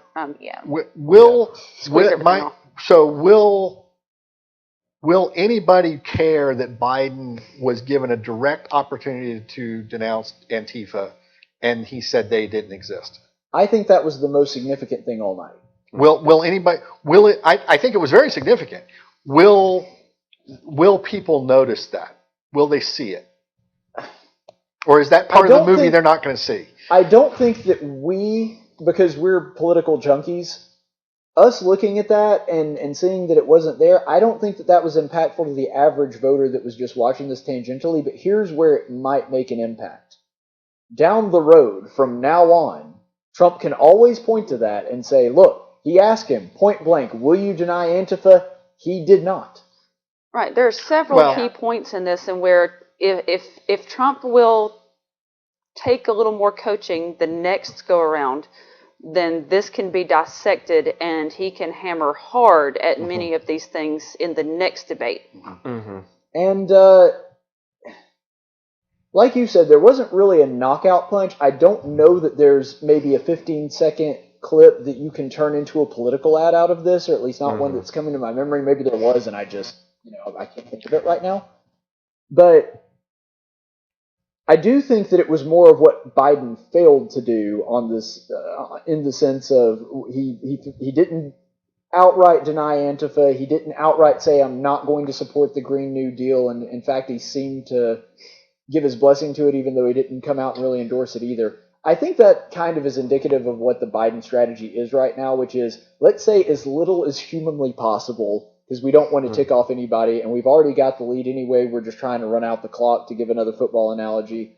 I think that's where Biden's head is right now, and I think that that's what he was trying to do, and it sort of manifested itself in the sense that he tried really hard not to say anything. Again, that strategy is a winning strategy, and it could have worked for Biden tonight, and if he really is playing the Clinton, Begala, Carville map. If new states are open, if Minnesota is in play, and Biden comes out and says there's no such thing as Antifa, how is that going to play in the suburbs of Minneapolis, St. Paul, which has always been relatively really strongly Democratic, and at the same time, whether you think that James O'Keefe made the case strong enough or not, And even if there's no investigations into it, the ballot harvesting thing the operation that was going on in Minnesota is going to be much lessened because there's going to be too many eyes on it. Mm-hmm. So if Minnesota is in play, that changes the game. Because Minnesota never votes Republican. They're the one state that voted for Mondale. In Right, they're the 84. one state that voted for Mondale. and you know, and I've seen some analysis that says Trump doesn't have to have Florida, but Biden does. And again, if Trump is really making inroads in Hispanics, and I disagree with that analysis. I do agree with that. Disagree with it, but I think Trump has to win Florida. I'm just looking at the numbers, and there's other states that he can. I think both of them have to win Florida. Florida is a determinable fact. So you think whoever wins Florida just wins it? I would be very surprised if that's not the case. I don't think I think you're correct. We're not talking Bush. I think there's far too many variables. Well, but we're not talking Bush Gore in 2000, where had Gore won his home state of Tennessee, Florida wouldn't have mattered. No. True, but I think that Biden can win without Florida. I think Trump can pretty much not win without Florida. I mean, obviously mathematically there are some states he could pick up, but that's such a high hill to climb. I think that Trump pretty much has to win Florida. And again, it depends on what the map. It depends on what changes in the map Trump can do, and are the changes that he made in Wisconsin and Michigan and Pennsylvania, are they permanent changes? So, just sort of on a broader sense, we've been very specific here for a couple of minutes, and we're about to wrap it up. Probably, let's talk about a couple demographics. I think that there was a missed opportunity there, and I sort of very briefly touched on it. He had an opportunity to talk about what he's done for the black community. And he largely missed it because he was so busy fighting with Biden and Wallace that he kind of ignored that he could have, just taken a 2-minute and done nothing but blurt out statistics of things that he's done to help the economic situation there. And talk about an increase in policing, which, despite what the media wants you to believe, is actually super popular amongst black voters. Oh yeah. That's right. He had an opportunity to, I think, really make some hay with that, and he kind of missed it. He did miss it. That was he did not. And he missed the opportunity to clearly and emphatically answer the question of whether or not that he would denounce white supremacy. Yeah, that's gonna hurt him. Yeah, he need to have been way more clear on that. And you want to talk about what might become a campaign ad later? That maybe could. It's a little long, but That'd be a thing. I could see the Democrats going back to that over and over again, which it'd be hard to cut it in such a way, because he does say, right after Chris Wallace asks the question, he says, sure. I think what they'll do is they'll have a narrator say something to the effect of, and he was asked about white supremacy, and then show him kind of trying to deflect, and then saying something about the Proud Boys. And yeah, but the equal he did say it, but it was certainly something that can be.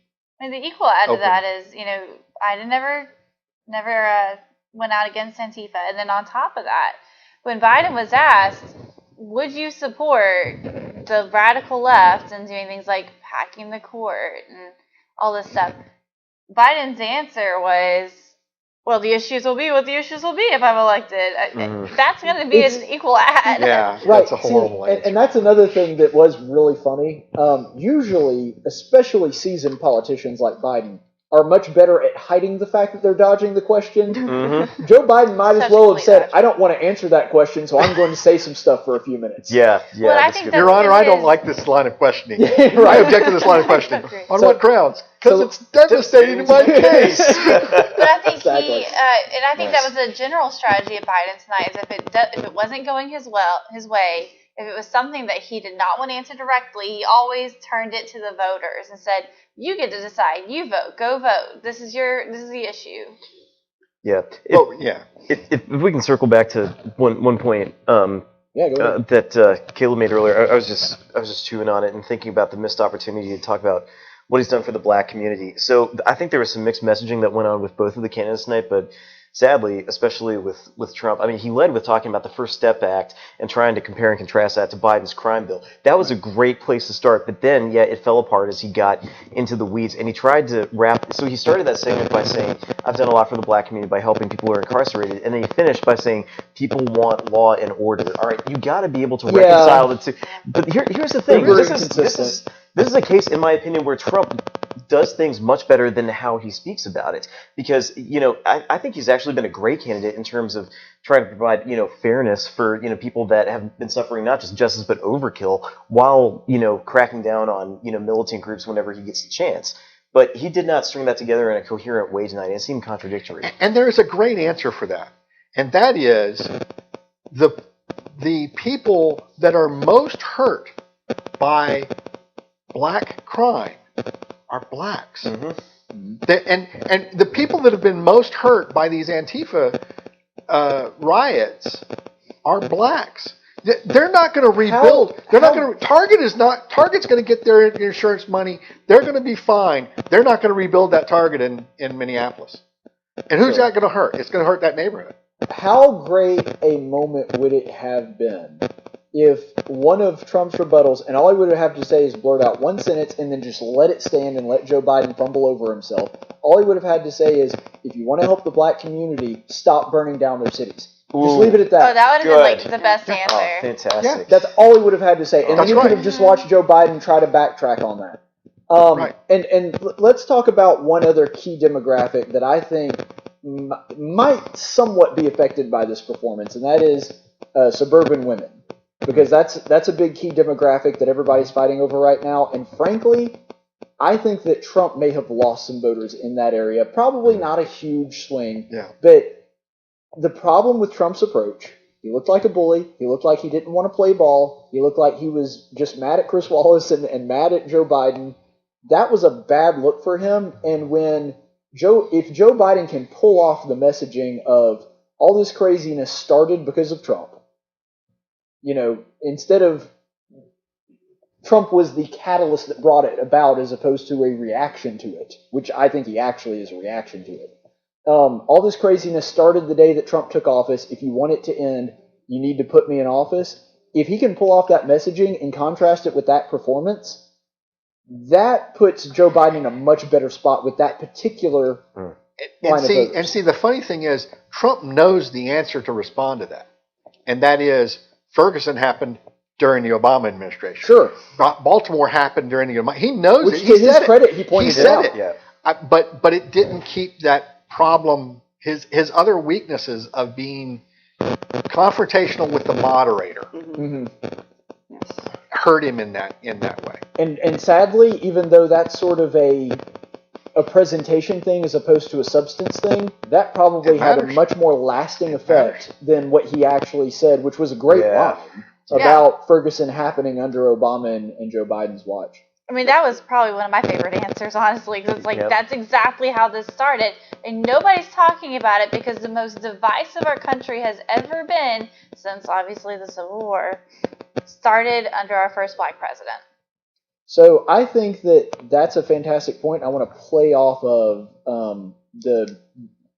that as we segue into our final question of the night. Best moment for Trump, best moment for Biden. Brian? Best moment for Trump was I think the very end, where he was giving specifics about the corruption of the Democratic Party that Biden was involved in, that Biden was the one that started that they didn't accept the transition in 2016, that Biden was the person that brought up the Logan Act. The Logan Act. That was good. And he absolutely, he may have gotten a little bit too far in the details on that, but it was lucid and it was, I think, fulfilling. The best moment for Biden, that's a toughie. I would say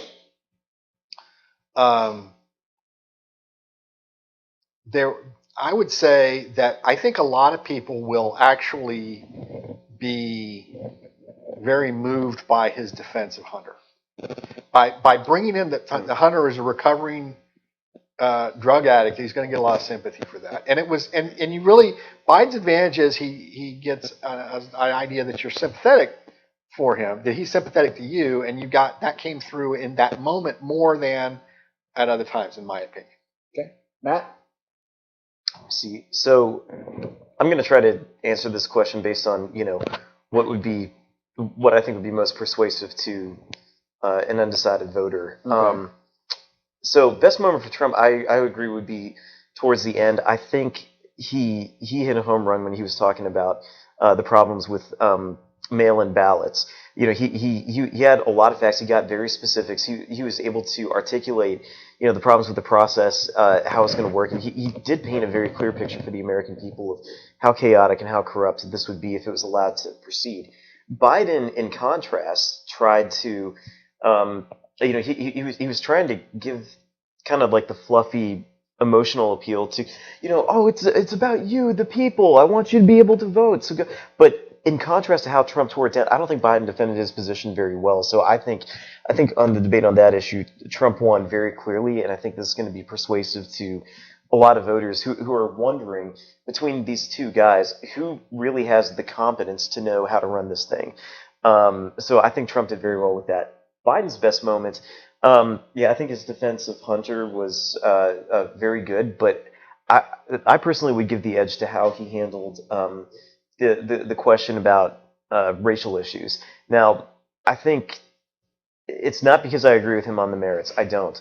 But when Trump fired off, in response to Wallace's question, he went around, he rambled, he got lost, he argued with Chris Wallace, he attacked Joe Biden, spun out a little bit. Biden came back, and his ability to look into the camera, to connect emotionally with the voters, and to talk about things like we want fairness, we want equity, and for the record, I want all those things too. Okay, right. Absolutely. It was a bunch of fluffy buzzwords that didn't mean anything, but it connected with the viewer. Bingo. Yeah. And frankly, when Democrats win, that's why.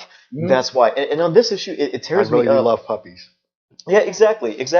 But what really stinks is on this issue, I think Trump has done a very good job of managing the situation between trying to keep public order while at the same time not allowing injustice to continue. But the way that he packaged it, he phrased it, tried to communicate it, was horrible. And Biden, I think, stole that moment from him and made him look bad. So I think that was one of Biden's best moments tonight. Laura? Well, as my husband will tell you, probably one of the worst things that you could do is ask me to pick a favorite or a best, if anything. But I think for Biden, It's only because you change your mind every 10 minutes. that's actually real, though. That's true. I know. 100% true. I shared a mic with you for a year and a half. I know. Yeah. And I'm an Enneagram 5, so I'm probably weighing out 500 different factors in this. But for Biden, his best moment is any moment that he didn't just fall over dead. So that's my opinion on that. He did not do that, to his credit. Exactly. And I think, honestly, it was the best thing he could have possibly done. So, and he only fumbled like a couple of times. He did. So I he expected was... like Tennessee-style fumbles. And I mean the football team. So. She's a Tennessee fan, just so y'all know. Yeah. Well, an Auburn fan when I'm here. Since I've moved here. When in Rome. Yeah. And then for Trump, I'd say probably his best moment. I have so much struggle with that. I don't know. I got nothing on the Trump one. He had so many good ones. Okay. Shannon? Oh, I'm going to agree with Matt on, I believe that Trump's strongest moment was in talking about the mail-in ballots. And he came in strong on that and knew what he was talking about without getting into too many personal attacks and things like. I do think he detracted from that some when he started talking about tossing ballots here and there in the 2016 election, which made things look bad on him. Yep. And so I think he could have done without that part. Without that part, he was really great on all that.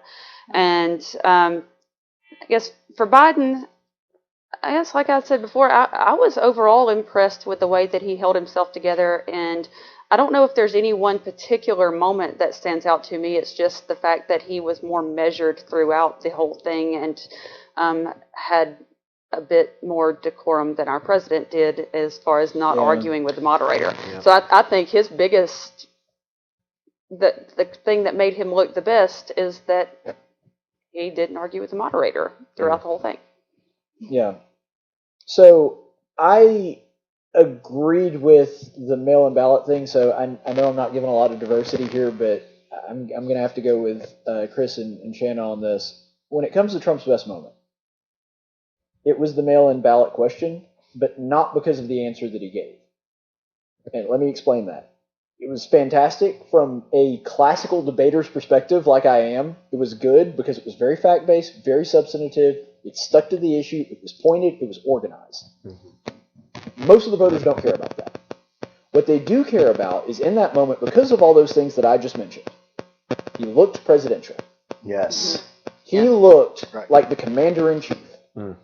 And to all those voters that are undecided, for those, 2 or 3 minutes that he was giving his initial response, and even some of the moments after that, while they were still talking about that subject, they could look at that man and say, this guy could be my president, and be good at it. Unfortunately, that was not true for a lot of the rest of it. He looked, like really candidate Trump from like early 2015, and that's not a good look for Trump. Not at this point. Not at this point. Because a re-election campaign is always about the incumbent. It's always about Trump. It's not about Biden. Biden just has to be a reasonable alternative. And I mean, we can debate whether that's true or not, whether he is or not. Sure. But the mark he has to get to is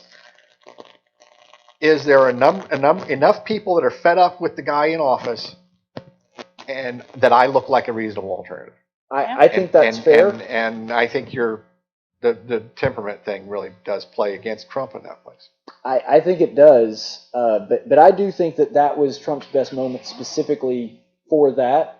And one other thing that I want to point out about Joe Biden and what I thought his best moment was, I don't even remember what the question was. So I don't even remember where it was in the debate, but I remember this kind of striking home with me. There was one point in the debate where Chris Wallace made a point about how difficult it had been to moderate, and it was right before he was asking Joe Biden a question. And before Joe Biden answered his question, because it was something like Chris Wallace made a point about how he said something like, I'm the moderator. He did it 100 times. I don't have to give you an exact quote. And then Joe Biden's response to that was something like, yeah, it is hard to get a word in edgewise, isn't it? So, and then Chris Wallace said something that almost sounded like he was agreeing with Joe Biden. That was a horrible moment for Trump, a great moment for Biden. And the reason is specifically, it made him look like a victim. It made Trump look like a bully. And it made it seem like the establishment and normalcy is on the side of Joe Biden and not on the side of Trump, that Trump is an agent of chaos. That's the worst possible look that President Trump could have right now. And so that was a moment that I thought was incredibly powerful for Joe Biden. Do I think it was a knockout punch? No. Do I think that people are going to remember this, 5 days from now? Probably not. But if you're asking me what his best moment was in the debate, I think that was it, and that was why. It was the moment where Trump looked like he was the anomaly, and Joe Biden is the anchor that can save you from the storm that is Donald Trump. Well, and Trump is still trying to run on that. I'm the anomaly. He doesn't need to lose it completely. No, right. But he needs to look like a controlled burn as opposed to a wildfire. That's right. He's very difficult for him to do that. His temperament does not let him do that very well. Well, guys, I think it's been fantastic. I appreciate you being here with us. Great. I had a lot of fun, so we'll be back next time on Tactics. Hopefully, we'll be able to be back up and running on Thursday for some more breakdown of this and other news stories. Thanks so much to Byron for being here and pushing all the right buttons, keeping us on the air. Appreciate it. All right, so we will be back then. In the meantime, stay the course, friends.